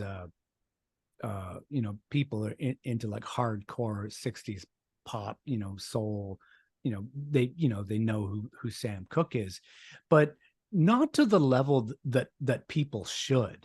And just recently there's been a couple of very really biting, detailed documentaries on the death of Sam Cooke, and possibly, well, I don't know if assassination is the right word, but he certainly threatened a lot of people too, or people felt threatened by him. And uh, he wasn't doing anything to like, that was not his goal, but at the time, it just seemed that it's what he represented, his independence. Like he started his own publishing company, and then he started his own record label. So he was a businessman on over and above that beautiful gift of not just the voice, but what he did with the voice, how he had used all his training in gospel music, and he applied gospel technique to pop music, which really upset the gospel community. He had a real hard time with that community. They figured that it was just outright sacrilegious. Same thing happened to Ray Charles when he started injecting like gospel into pop music. And then, so right at the height of that, Sam Cooke was he was planning on opening a casino in Las Vegas, because he figured that what we truly need, the next step, like we have our own publishing company, we have our own record label, we are taking the business end of it ourselves, but now we need to have our own place that we can put our own acts. We're going to get a casino, and then the next thing you know, he's like killed in this. He's shot dead, point blank, in a hotel under like very, very sketchy circumstances, with some that whole thing was, very sketchy people. yeah, And that didn't make sense. and the woman who literally pulled the trigger, who like assassinated him, she got off scot-free. And there's lots of footage of her in these documentaries, of her being very smug, and how dare they even suggest that they charge her with murder.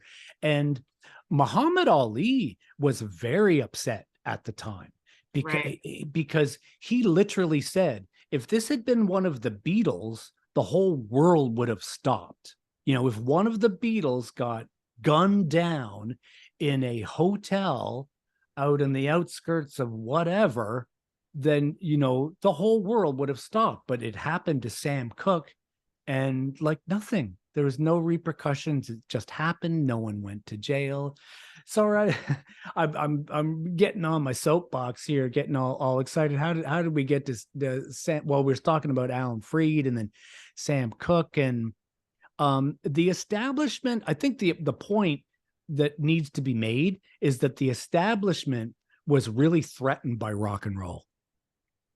And they did when you look at rock and roll, the very first years of rock and roll, I don't know if it was just an accident, but in that first 5 years, from like say 56 to 60, 61, so they took Elvis out because he got drafted. So no more Elvis. So Elvis is gone. For some reason, at the height of his fame, and I don't know if anyone even cared to ask him, Little Richard just quit. He just quit music right in the middle of it, at the height of his fame, and said, I'm not going to make rock and roll anymore. I'm going to become a minister, and I'm going to do gospel music. Right. So he was gone. Well, and then obviously Buddy Holly, Richie Valens, they're gone. And then, you look, that tour continued, and who did they have? I think they had like Fabian, and I can't remember the other. Like it literally went on. Like they all died. They all perished in this terrible airplane crash. And then the tour just went on with replacements, like nothing had happened. The show must go on. Like all of these people were just like taken out. And like, well, you look at Jerry Lee, well, that was pretty much his own doing, but like, he was canceled before there was even a thing called cancel culture. Like Like literally, he didn't. It's the way they depicted in the film. Like he had no idea. It never occurred to him that this would be like a weird thing. Like it's just what people in his family had been doing for generations. He didn't like think it was anything that was unacceptable. I'm not defending it or trying to come on either side of it, but then he shows up in London to play his shows, and people are throwing stuff at him and booing and they literally just went to the show to abuse him. And I think he only did, it was like literally one or two shows, and then just went back to the States, and it was just game over. Yet Right. yet all of these like so they were replaced, all of these well, again, Alan Freed, right? They took Alan Freed out, and so everybody's gone, and then they're replaced by these like very middle of the road. Well, Pat Boone, right? Like Pat Boone used. Have you ever heard his version of Tutti Frutti? Yeah, it sucks. But he did that. He on purpose. Like it was like, okay, well, uh, America is not ready for the original, so we're going to get it really tamed and flattened, and we're going to get Pat Boone to do it for the kids. And it's crazy. I've read some of the figures, and like the millions. He holds records for the amount of records sold. Like I was astounded, like to read how big he was. But we're sitting here talking about rock and roll today. They tried to kill it, but they didn't. No. And now there's a huge shrine in Cleveland that Right. is built to this thing called rock and roll. Yes. Yes. So if anybody has not gone, try to make it. If you love music like we do, you will not be disappointed. Yeah. It is, And take 2 days. yeah, that's probably best. I mean, even when I went the first time, because once you go in for the day, you can go back in later in the day if you need to, and that's what I did the first time. Nice. Nice. Um, but this time it was a little different this time because of the race in the morning and you know, I had seen some of the things before, but there are so many little things in the displays that they have that you really got to take some time to look at, Yeah. and as you're walking down these hallways, they got a Motown section and they had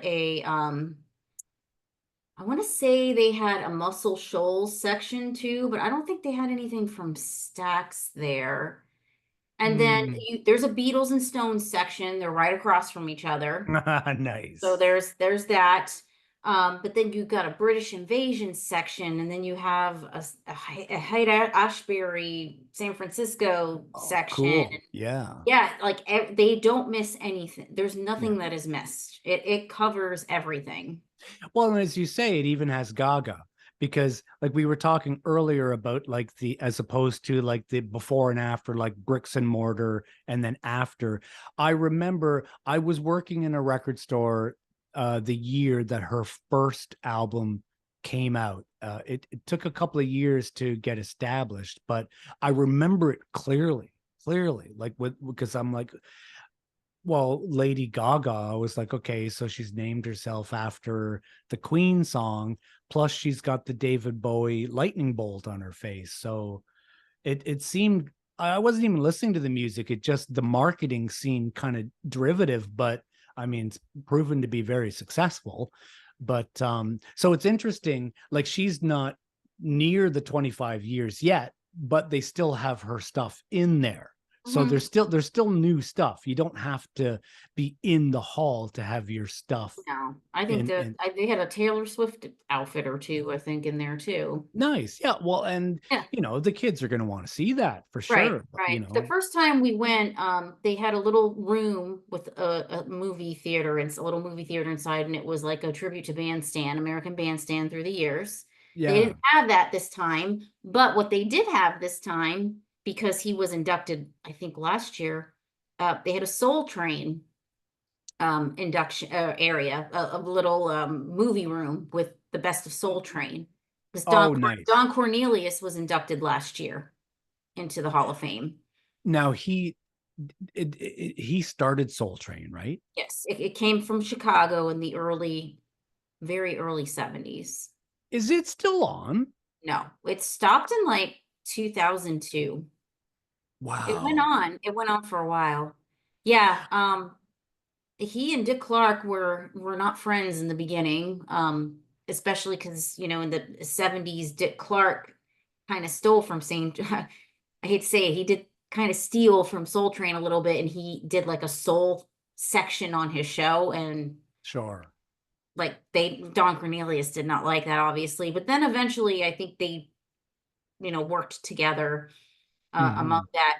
Another thing, I listened to a great podcast about Don Cornelius.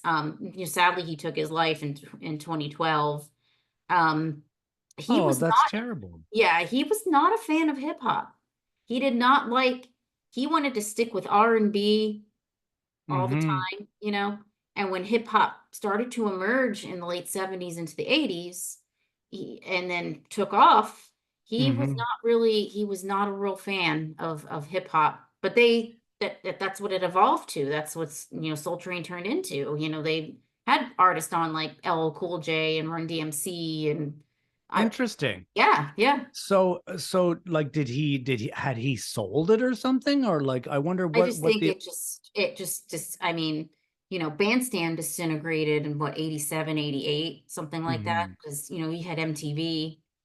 You didn't really Yes. need Bandstand anymore. Soul Train, I'm not really sure how that, I just think dance shows in itself, kind of like soap operas. I just, Yeah. I think there's But one on still, but, it just kind of faded into oblivion with everything else. But yeah, you can go on YouTube and watch thousands of, thank God for YouTube, and you can yeah. watch clips. But anyway, they had a little movie theater section and played like the best of Soul Train and some of the outstanding, and every artist that they showed on there was an artist in the Rock and Roll Hall of Fame. So That's great. I love the fact that Soul Train gets its due and that it's fully represented there in the hall. It's interesting about Don Cornelius. I remember when rap hip hop first came out, the first I mean it's very well entrenched now in our culture, but it did prove to be somewhat divisive for some people for a number of reasons. There were one group of people who really did not like the sampling of, they figured that, well, what you're doing is you're taking someone else's art and and so like what is it about this that you are injecting of yourself that's artistic when you are taking, whether you pay for it or get it licensed or not, you're using other people's music. So I think that turned some people off. And I, I there well, especially when rap first came out, there did seem to be an inordinate amount of swearing. Like a lot of those records had the explicit yes. and yeah, letting the parents know.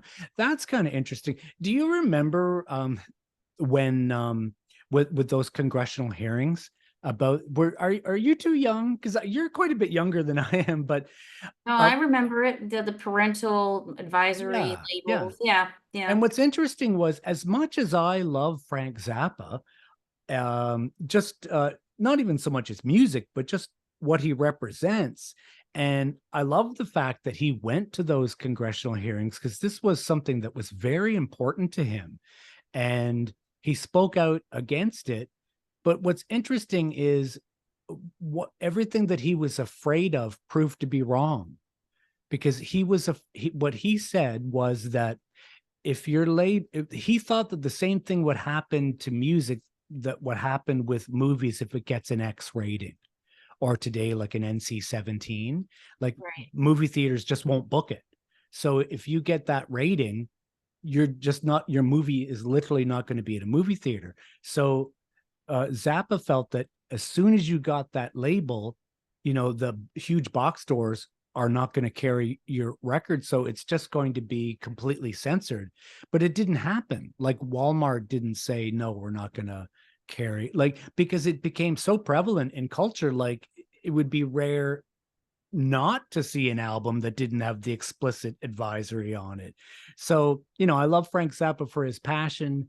And I love the fact that he stood up, he took a stand and he went to the hearings, testified.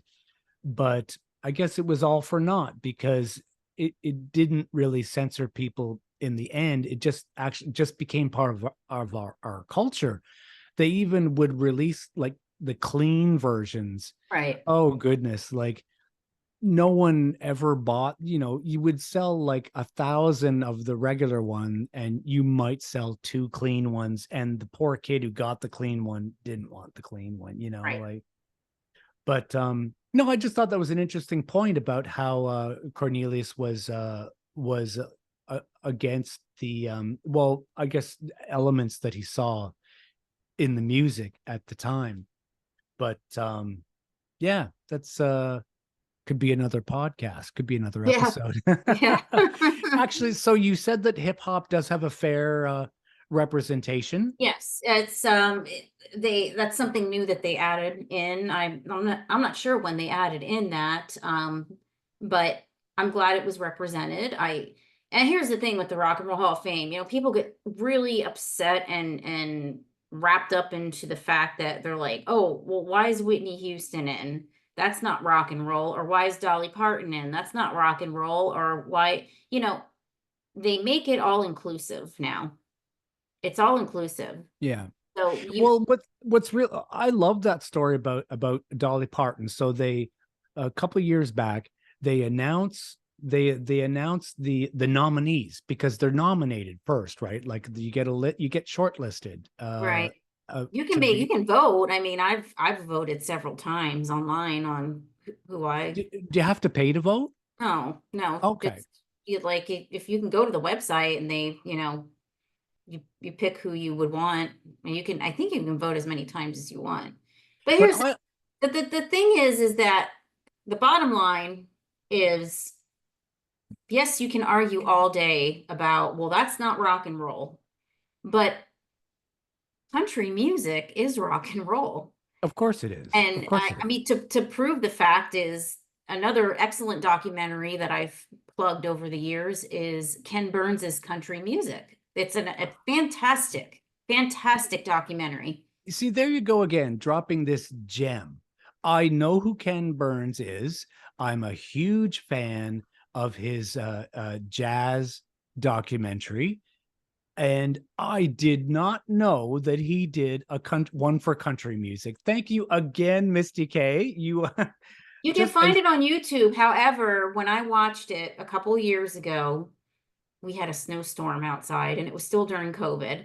Um, they had muted out a couple of songs on there yeah, for copyright, so I don't even know what you would experience up your way. My yeah, suggestion to you is buy it on Amazon because that's what I did.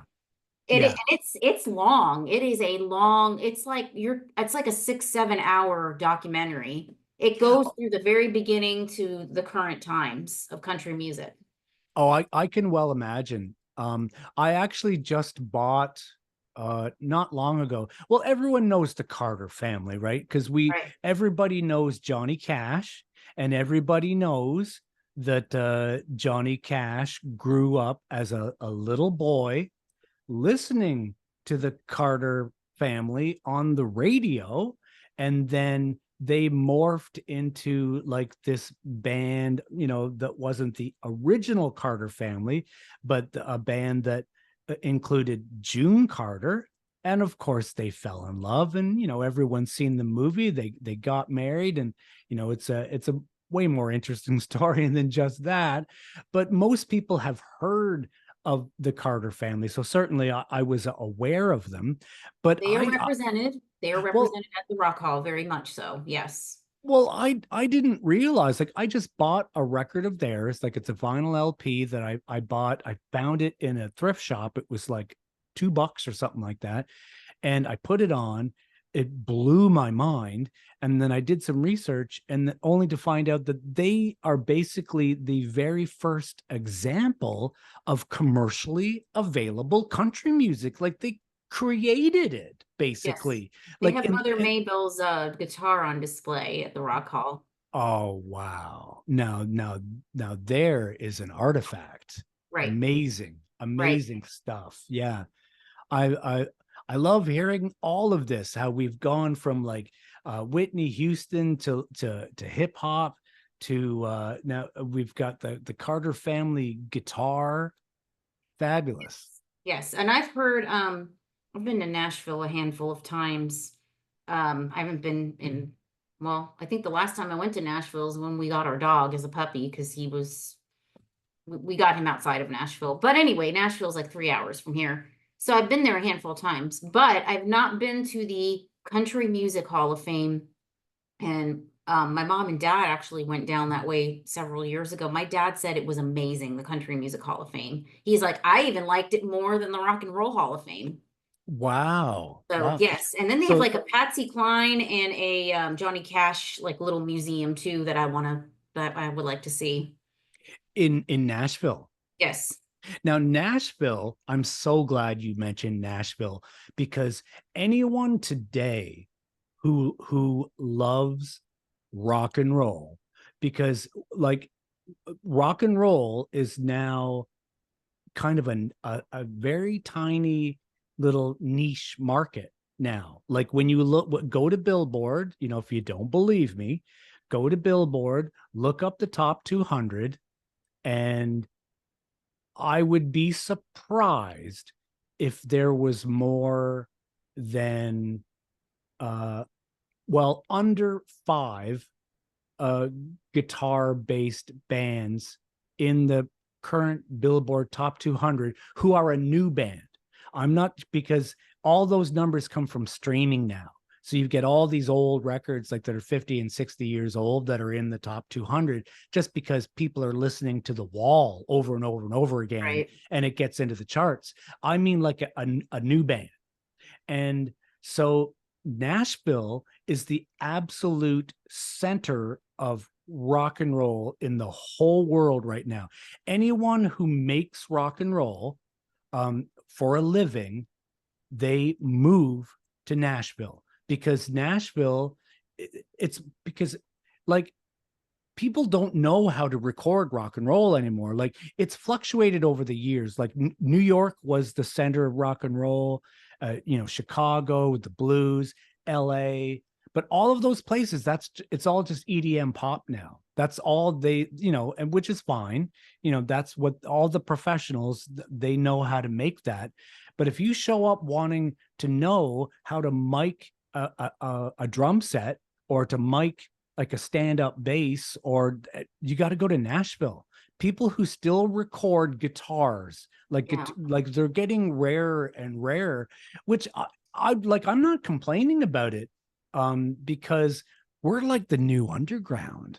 you know, Well, I will say for Nashville is I went in my late 20s the first time when I first moved here. I worked for a company that sent us to Nashville twice. In my late 20s, I could keep up with Nashville. In my late wow. 40s, I don't think I can keep up. I mean, you go to Nashville, it is wild at night, and you got to be of a certain age to be able to keep up with that. And Sure. I don't qualify for that anymore. I mean, it's fun. There's karaoke everywhere. There's bands playing in every single Yeah. bar. The Ernest Tubb record shop, I went in there a few times because the famous Ernest Tubbs record Yeah. shop, which I don't Yeah. think they don't, I think they closed it actually. I'm not really sure, Yeah. but it's been a while. And Nashville is definitely a city for the young. It's Sure. not, maybe during the day it's okay for us, but at night, Sure. it's definitely, if you're in your 20s, you'll take off and never be seen again. It's like the Vegas of the South almost. Sure. And it's not just like, I think a common misconception is that people think, well, Nashville, country music, right? Like Music City. And it's like, no, it's like every kind of Yeah, music so imaginable. much more than that. And if you do, I've talked a bit about Robin Hitchcock. Are you a fan at all of his stuff? Robin Yeah, Hitchcock? I'm familiar with his work with the Soft Boys, and I've his some of his singles like Madonna of the Wasp, the Balloon Yeah. Man, which Yeah. Balloon Man was supposed to be a song for the Bangles. Well, yes. Well, I didn't know that. Thank you for letting me know that. His bandmate went on from the Soft Boys, went on to form. They did. Oh, for goodness sakes! They had the big, like, huge hit. Um, I always get it. Oh, Walking on Sunshine. Oh, Katrina and the Waves. Yes. Katrina and the Waves. Thank you. Yeah. Um, uh, I his name is Kimberly Rue. That's his name. Yeah, Kimberly Rue. Went on to form the yeah Katrina and the Waves, had That that was a huge one-hit hit. wonder, that song. Yeah, but they but what I'm getting at is he's one of my very very favorite people in the world, for very many reasons.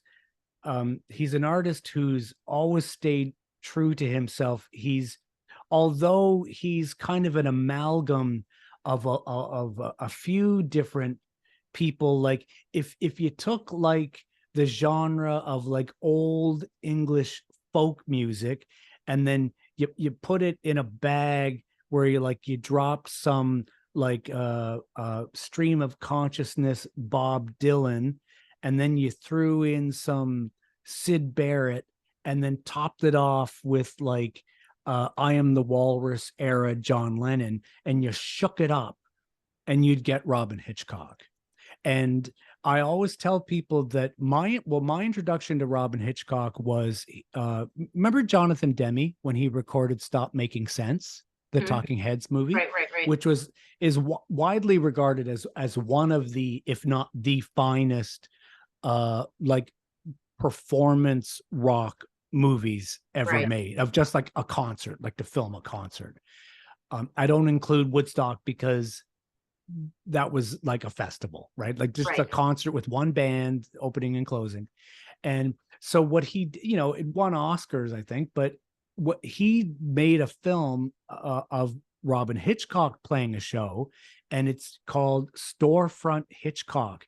And they filmed it in a store that was closed in New York City, somewhere in Manhattan.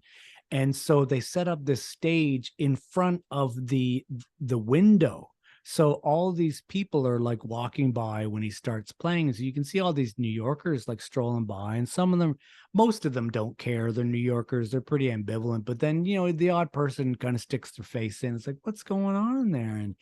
And Robin's playing his songs and stuff. And then eventually it gets kind of distracting. So eventually, like, they draw a curtain. But he does all this insane like stream of consciousness stuff that he just pulls out of the sky, and it's so outrageous and so out there. Like, he's so surrealistic.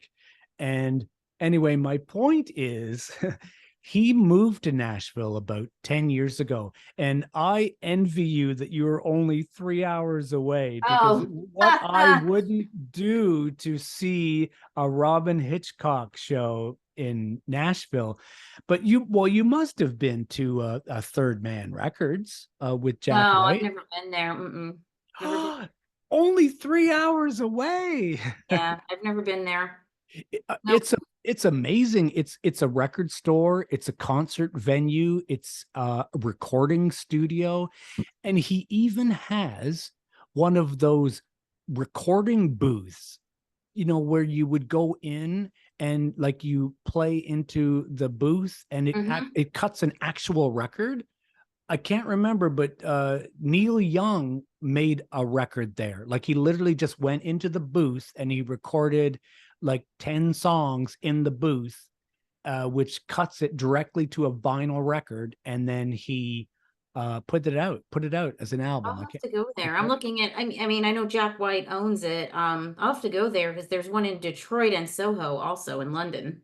Yeah, the original one is Detroit because like I believe I'm going to lose a lot of rock points if I get this wrong, but I believe Jack's from Detroit originally.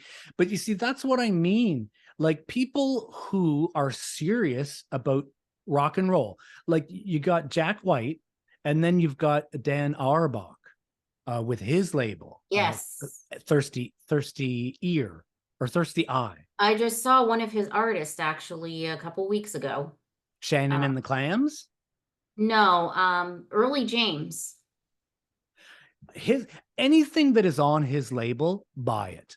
Yeah, Like he was great. I went up and I talked to him and I said, you talk to Dan. no, not Dan. I talked to The the person oh that the was on his label. His name's Early James. right, He plays great. like plays blues like stuff, and he was Yeah. very good. It was one of the local bars here.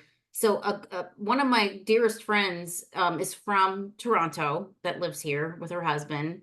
We've Oh, been nice. friends for like 12, 13 years.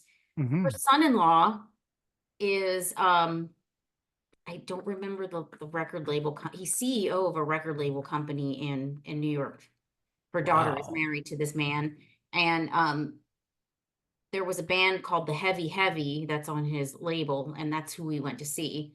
And the Heavy Heavy is they're from England and they sound like the Seekers. Remember the Seekers? Oh, yes, of 60s? course. Yeah. They have that Laurel Canyon what do you call it? The Mamas and Papas sound to them. So we went to Lovely. see them and we met with them afterwards too, because my friend said, "Hey, my son-in-law is, you're on the record label and all that." But Early James opened for them. Right. So check him out. He's a nice, I've talked to him for a few minutes. He reminded me of what's his name now? Gosh, I just talked about him on one of my shows too. He was with the Duo Jets, the Flat Duo Jets. Okay. And he just died. And his He name was why am I not even remembering? This is terrible. he just did he pass away of natural causes? Dexter Romweber. That's Dexter Romweber. He Okay. yes, he was 57. Oh, good. He if did you ever see them film Athens, Georgia Inside Out? No, It's the but I movie sounds like I'd like to. yes, so it's a like an independent film that was made in the late 80s and it's about the bands that came from Athens, Georgia, like REM, the B-52s, Yeah. and Flat Duo Jets came from there too. And Okay. Dexter Romweber, he started that sound that Jack White emulated. So Nice. this when I talked to this young man, I said to him, you remind me of Dexter Romweber," and he was like, "Oh my goodness," he's like, "That's quite a compliment." But That's anyway, that's awesome. another documentary you must check out. Now, I don't think it's streaming anywhere. You can watch bits of it on YouTube, but Can I make a show suggestion for you? I just thought of one. Now after you do the Air Studio show from the island of Montserrat, I think it would be amazing, and I would love to hear it all in one show if you did like a rock doc show where like all of the music you play is connected to these essential rock docs that we all need to see. that I would would be, yeah, that's a great idea. I'd have to really pull it together for that one. Oh yeah, there'd be a fair bit of Yeah. work, but you know what makes me think of it is and this has actually been on my mind a great deal lately. Now, we live in an age right now nobody reads, right? Like like podcasts are really popular these days. They've been popular for many years now because you don't have to read. You can just listen to people Right. talk and then you Oh get yeah, yeah, yeah. information, which is great. And it's the same thing with documentaries. So if you want your story to be told, if you want to be remembered forever, make a documentary. Now, what made me think of it is you're probably familiar with Tubi. with the Oh yeah, yeah, yeah, I have it. yeah. So I have found now Tubi's free. Like it's Mm-hmm. free. It doesn't cost a penny. It's got a couple commercials, but nothing like too crazy. And they have the finest collection of like rock and roll documentaries I've ever seen. And they're completely free. Like there's a one I watched, it's on Public Image Limited. Amazing. There's two artists that I had never even heard about. Joe Bryant. I saw that one. Yeah, now that was amazing, Yeah, phenomenal. I'm yeah, kind of obsessed with Joe Bryant. I bought both his albums, and I've done numerous posts on him. I I'm know. I want to do like a whole show Yeah, on he Joe was Bryant. he was definitely somebody that came and went and nobody knew who he was, and he had a great voice, and it's so He sad how he passed too. very absolutely tragic how Joe Bryant passed. Anyone who's listening out there, Jobriath, Joe Bryant. If you type that into a search engine, if you go into Tubi, you can watch this film that tells the story of his life for free. We're not going to give away the ending. It's a sad ending, but what's not sad is the fact that someone went to the trouble of making this documentary. So now his story is preserved forever. So hundreds of years from now, people are going to know about Joe Bryant and the music and its impact. It still resonates today with people. But so Joe Bryant, I saw that one, very important doc. There's another gentleman by the name of Van Duren. He was connected with Big Star and that whole Oh, okay. scene. And he went to a place just outside of Connecticut and recorded two albums. And his story kind of mirrors the Big Star story in the sense that he made this album that was brilliant. It was this brilliant album of like cutting edge power pop that was phenomenal. That everyone who heard it, it blew their socks off, just like the first Big Star album, and it just bombed. It just bombed. It didn't go anywhere.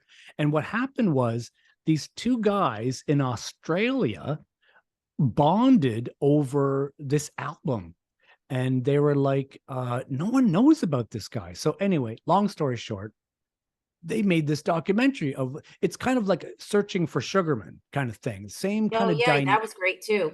yeah, like there's all these stories about these people who made all this music who were kind of forgotten. Right. And but they go and they research these documentaries, and it's important to do them now, like so you can get the information firsthand. And so there's the Van Duren, there's the Joe Bryant. I watched a fabulous one on the band Morphine. There's a great one on the band Mud Honey. I was not familiar with their story. The Morphine one's fabulous. It just goes on and on and on. The Slits, there's a great documentary Saw on that this one. the Hmm. Slits as well. Hmm. And they're all available for free on Tubi. So yeah, look them up. There's there Blaze Foley. Now there's a guy who uh uh the sadly he passed tragically as well, being shot by someone at uh, you know uh, way too soon, as if there's ever a good time. But um but this is a man who, fortunately, there's many hours and hours and hours and many albums worth of material that he left behind. But in his lifetime, his big shot was, remember the Poncho and Lefty album that Willie and Merle Haggard did? and Yes. and they did a follow-up album to that. I can't remember what the name was called. It didn't do as well as the first one did for whatever reason. And Blaze Foley, they cover a Blaze Foley song on the album. And so all the people in his camp were like, oh, this is it. Like, this is your ticket. You're going to take off. It never happened. So there are all these people that they have all these dreams, and they put so much of their souls and their life into music that resonates with people, but it just doesn't catch on immediately. But then years after they pass, it gets a whole new life. Like Nick Drake, his whole commercial is based, or his whole career now is based on a Volkswagen commercial. No one knew who he was. And then Volkswagen did the commercial. They chose the Pink Moon song. And then all of a sudden, all of those albums that had been out of print for like 30 years have got these brilliant CD reissues. And like everybody knows who Nick Drake is now. But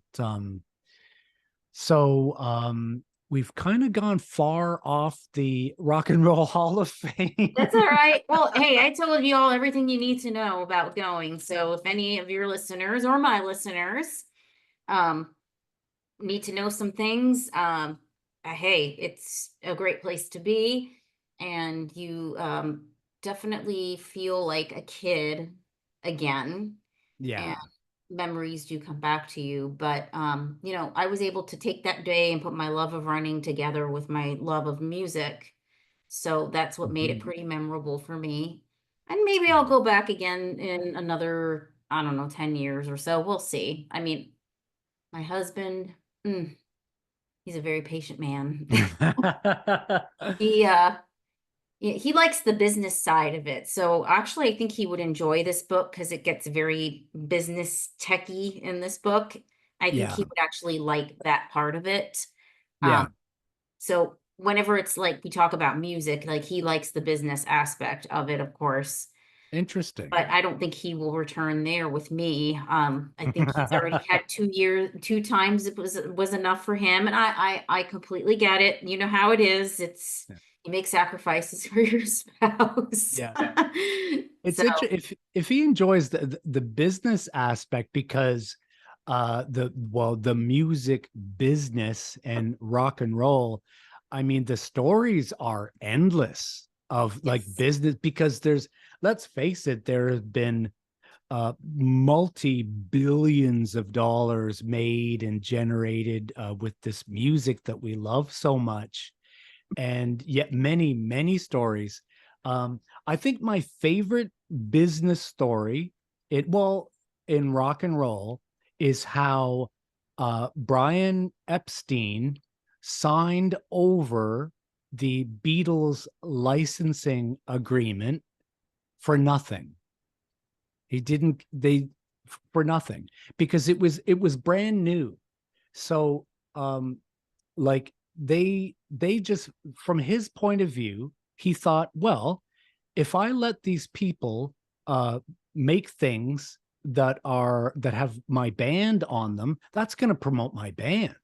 So I'm not going to be like, okay, well, if you want to do that, you got to like pay me money. He's like, no, just go ahead, do it.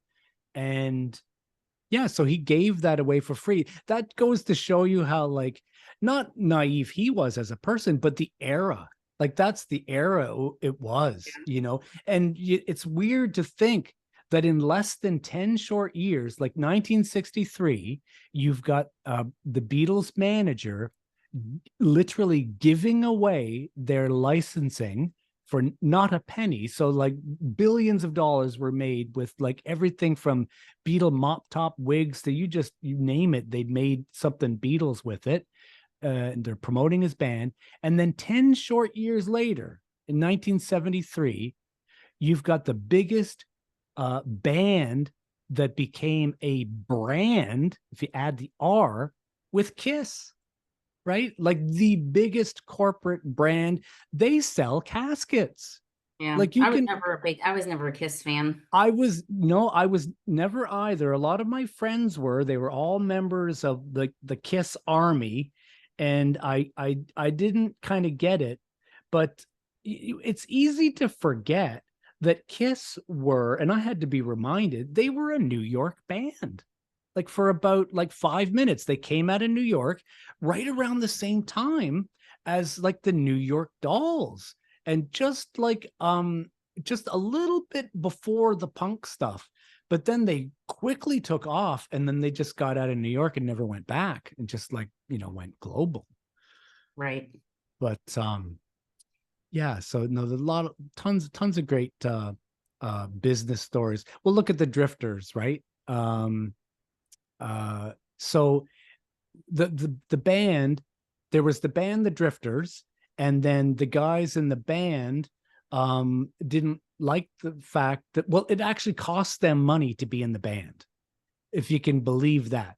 Because so you're in a band that's called the Drifters, and you're playing all these shows, but you don't have any money. And then when you say, look, I don't, like, I've got the number one record in America today is my record that I made with my band. And I literally do not have any money in my pocket. And then the manager says, well, okay, the reason why is because I pay for all of your clothes. I pay for all of your transportation. I pay for all of your accommodation, and that's all taken out of so you actually owe me money. So they didn't like that. So what he did was he fired the entire band, and then he just got six other people to be the Drifters, which included like uh you know, what's his I'm drawing a big Benny blank. King. Thank you, Benny Yeah. King. I was going to say Buddy That's when they were at Carlos. their height too. The Yeah, absolutely. And then the same thing with him, like he got screwed over too, but like that's how they did things back in the day. It was like, it wasn't like today how you can make records on your phone. Like if you it was considered a privilege to make a record. So they were like, well, you actually owe us money because we paid all this money for studio time. We paid all this money to actually make the record. We're just making back our investment. And now we're paying to, like, put you on tour and blah, blah, blah, blah, blah. And just nothing but people getting ripped off right, left, and center, like Dolly Parton. You remember with her, what's her like the biggest song that she ever wrote ever? I Will Always Love You, right? By that was in the Bodyguard soundtrack. Elvis wanted to sing that song, and she was thrilled that Elvis Presley wanted to sing one of her songs. But then, well, the Colonel said, well, if Elvis, if Elvis does you this great service of singing your song, you have to give him a songwriting credit. You have to give him part of your royalties, like 25, maybe it was 50. I don't know. It probably was more than 25 because the Colonel got his cut too, because they did 50-50. So, and she was tough enough to say no. She said no to Elvis Presley, and look how that paid off. She had no idea that like 15 years later, there was this movie called The Bodyguard come out with this person that no one knew at the time, who was going to have one of the biggest songs in the whole world. And the same is true for that album with Nick Lowe, with the song What's So Funny About Peace, Love, and Understanding. Like, I always thought it was an Elvis Costello song because he recorded it, right. but Nick Lowe wrote it. And for some reason, I don't know why, but for some reason, they decided that they would have some group of musicians record the song written by Nick Lowe and include it on the Bodyguard album. And just because that one song was included on that album, Nick Lowe never has to work another day in his life, based on the model of the music business back then, not today. But back then, Right. if you got a hit like that, Mm-hmm.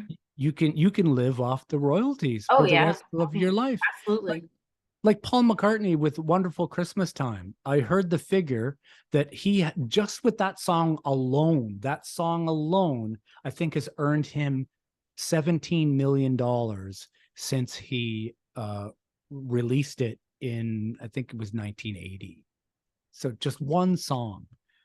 Um, So Rock and Roll Hall of Fame, the business of rock. Yeah. The Sex Pistols now are they, I know they didn't go to the ceremony, but are they actually listed as being inducted? Yep. They are. Okay, Yep. nice. So it was just the ceremony that even though they said, no, we're not going, they're still there. They They're are, in still there. fact, Yep. in the Mhm. Rock and Roll. Oh, so that's good. That's good. And the only other thing I can think of is, and this is just briefly, about the diversity of the hall. But, when I listen to Fear of a Black Planet, to me, that is a rock and roll album. Like, yes, it's hip hop, Right. but it's so rock and roll, It is. because obviously people have to think to themselves, it's different for everyone about, it's very personal. Like, well, what's rock and roll to you? Like, what is it? And for me, like, it's obviously a lot of things, but one thing, I think it's a vibe, it's an energy, it's generally a little antagonistic, it's generally a little dangerous. um it gets you moving, and just all of those things. And like, I absolutely, I think of that in the canon of rock and roll, just like with Run DMC, with uh Christmas in Hollis. It's like, that is like such, that is a rock and roll Christmas It song. is. It's so shakes, it so moves. um the only thing that I want to end on here, and then I'll turn it all over to you, is I was watching a documentary one time on the Canadian jazz pianist Oscar Peterson, who was discovered by Norman Granz, who started Verve Records and started jazz at the Philharmonic. He discovered Oscar Peterson early 20s, I think, maybe a teenager, not sure, playing in a nightclub in Montreal, and he heard him on the radio, and he couldn't believe that what he was hearing was live. Like, he thought he was in a taxi cab, and he was on his way to the airport, and he thought that this was a record someone was playing, and the cab driver said, no, that's Oscar Peterson, that's from this bar downtown. And Grants was like, this is live from a bar? And they're like, yeah, he plays there like every Thursday, he's got a show. And Grants was like, take me to this bar now, like, screw the airport, take me to the bar. So he met Oscar Peterson. Anyway, the rest is history. Oscar went south and became part of the jazz at the Philharmonic, made like hundreds and hundreds of records. But at the end of his career, he talking about music in general, not specifically jazz, but he said, in the end, it's got to swing. And he didn't mean swing music. It's got to swing. And it's that ethereal thing. You can't put your finger on it. It either swings or it doesn't. It's like a hook, like, a hook, like, like, they're magical. They're these magical things that people pull out of the air. There is no mathematics to creating a hook, like that. There's that, it's the sound, it's in one of the Public Enemy songs, and it's, I think it's one of the Marcellus brothers is blowing, I think, a tenor saxophone at like the highest note he can play, and it's just like this one note, there's this saxophone note, and it's the whole hook to the song. It's just one note. And like, you can't, you are, those things are like little gifts. They just fall into your lap. Like, someone like Carole King is such a brilliant songwriter, just a tunesmith, just cranking out hits. Like, that woman knows how to build a hit song. She could write a hit song in her sleep. But whether it has like the hook, like, it can be a very strong song, intro, bridge, chorus, boom, intro, outro, but the hook, so there's just these ethereal things. And to me, ultimately, like, rock and roll swings. It makes you move. And it swings. Like, I heard a guitar player one time. He's the lead guitar player. There's a Canadian band called Big Sugar. His name's Gordie Johnson, and he was talking about young guitar player, and he said that kid sounds like he really means it. And I think, to me, that's at the core of rock and roll. Like when you listen to Lou Reed, he means it. Like you can hear the sincerity. You can't fake it.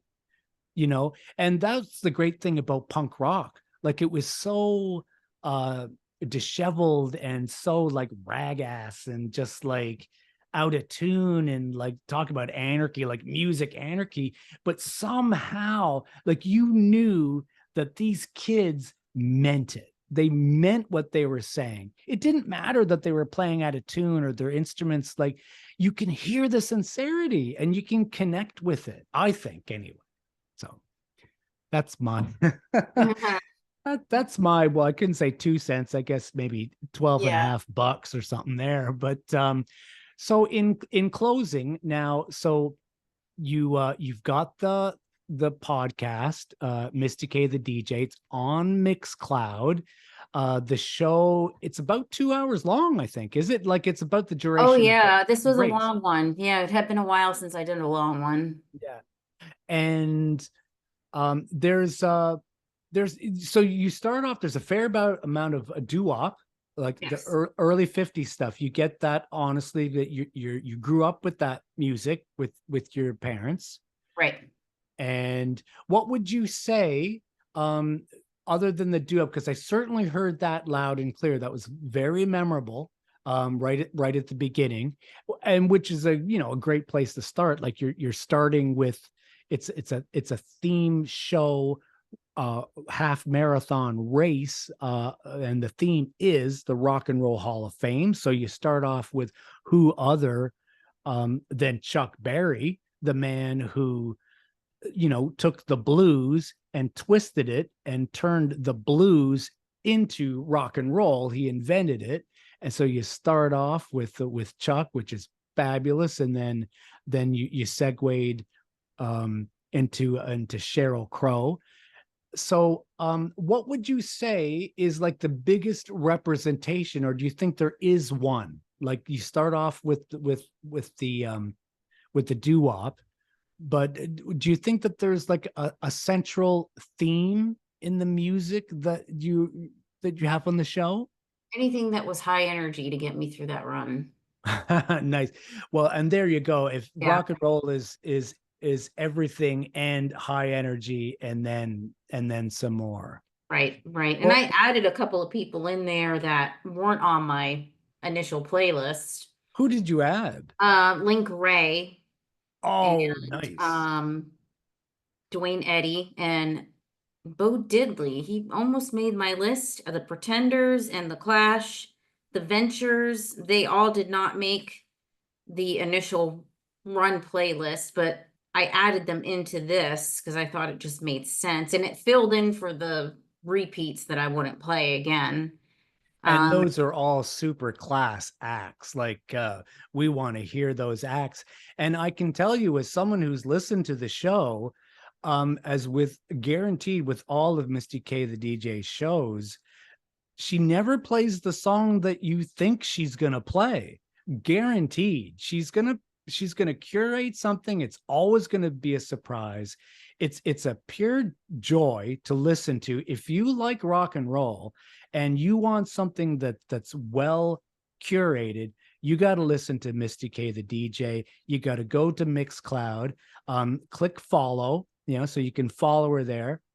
She's on social media, so she's very easy to find on Facebook, and she's got a ton of pictures that she took when she was there in the hallowed ground of the Rock and Roll Hall of Fame in Cleveland, right? Which is the original spot of the original rock and roll show. First one ever, 1953. Alan Freed put it on.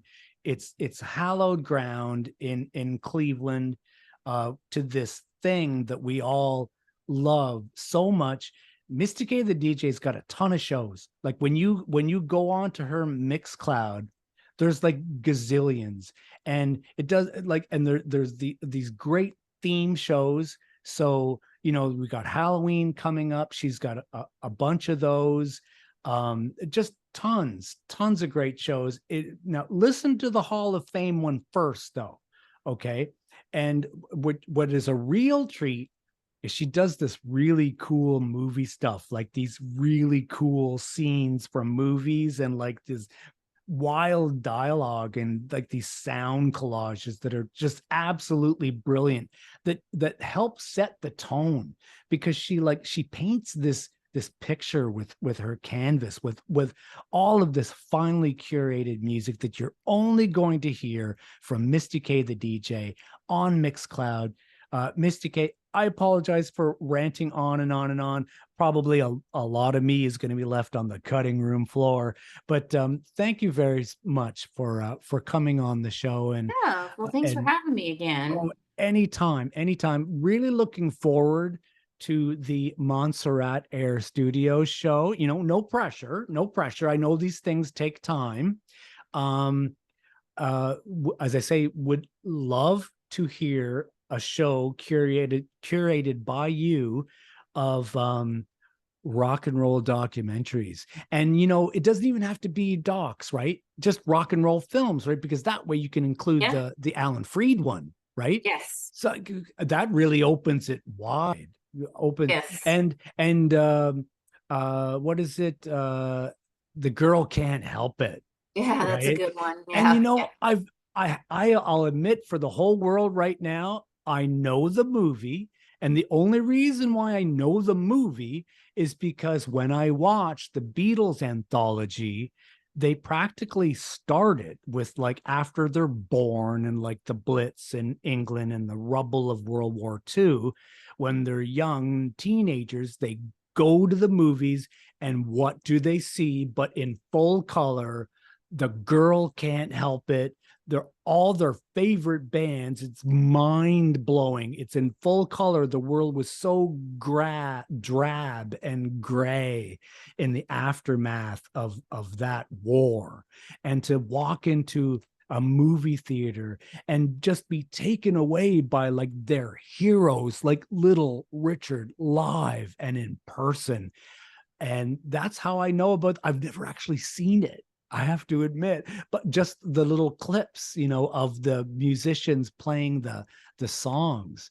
So yeah, so think about that when you can ruminate about that show. Now, do you have any plans for anything immediate? Like, I know there was like I think there was like a 6 month gap. I know you did like the short ones, like the 45-minute ones, Just Add Water, which are all fabulous. Um, but you did go the 6 months without the full length one. Do you have any idea, just hazard to guess, of maybe when the next full length will be out? I'm not sure. I was thinking about doing like a surprise Halloween show, but I just can't get my act together that fast enough. This will be the second year I didn't do a Halloween show. But I you've will got do like, it. I'll do another holiday show for oh, Christmas, definitely. that's Yeah, awesome. I'll do one for that. I don't know. I'll do this Air Montserrat one, but I don't know. I don't know. I want to see what the response is to this one. Like I told you, listenership is down. Some of my regulars aren't regular anymore. Right. Okay, you hear that, people? You hear that? So Some of my seriously, regulars aren't regular anymore. So, yeah.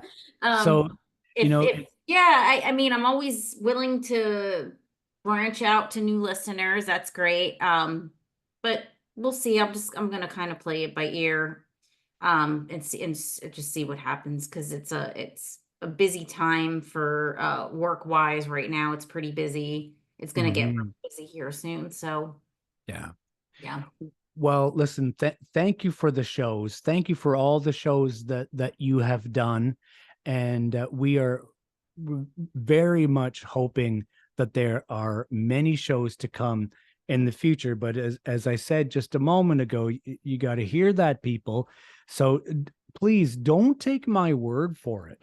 All you need to do is listen to one, because MistyK the DJ, she's one of the finest people out there today who are doing this. And you will realize this. All you got to do is go to Mixcloud, look up MistyK the DJ, and it doesn't even matter. Like, you listen to any one of the shows that she has got on there.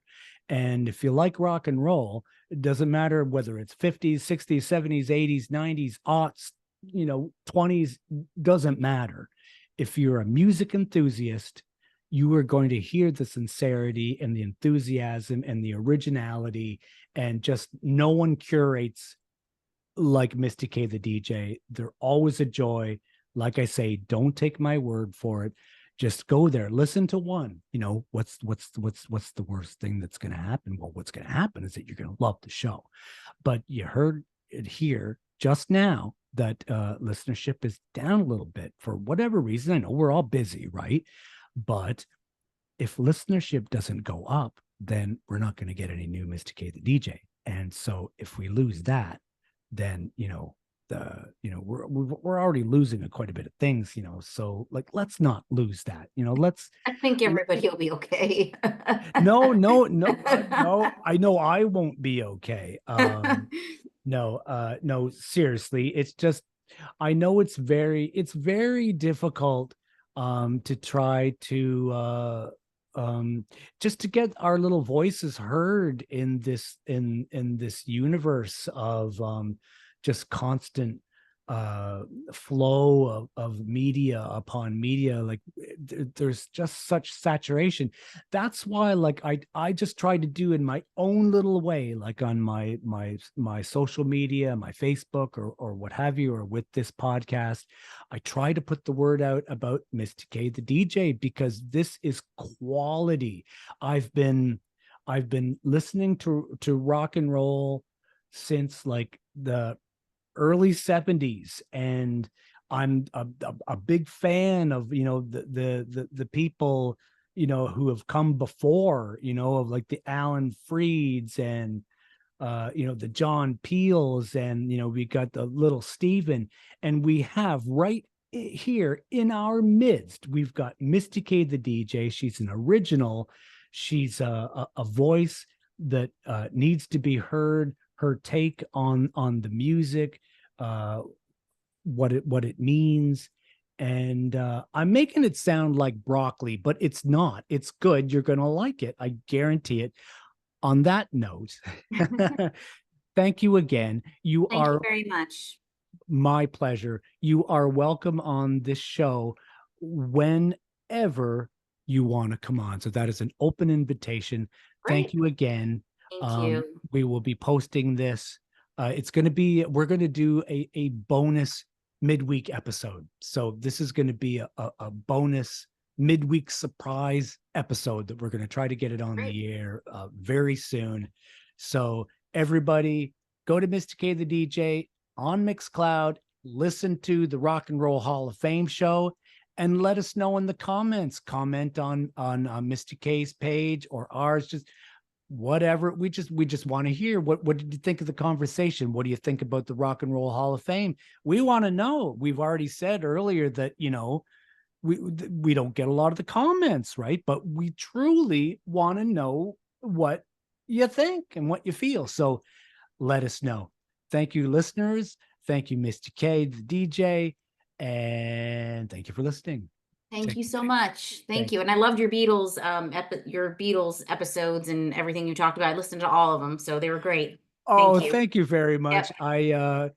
Oh goodness, I'm so terrible at, like, I've got my clock on and I start talking, and then I'm like, I see the notes on my page and all the things I have to talk about, and it's like I really don't like them to be over an hour. Yeah. No, And I no, it was great. I was listening through them, and thank you very much. they were great. And you were mentioning all the great songs that I love too. So good See, deal. there you go, like minds, right? Yeah. Wonderful. Well, thank you for that. I truly appreciate the positive feedback. They're a joy to make, and I'm overjoyed to hear that that someone's listening. So Yeah, me thank you too. again. Yes, absolutely. Me too. Okay. Well, you take care. All right, you take care. Yeah, we'll talk to you soon. All right, bye-bye. Okay, bye.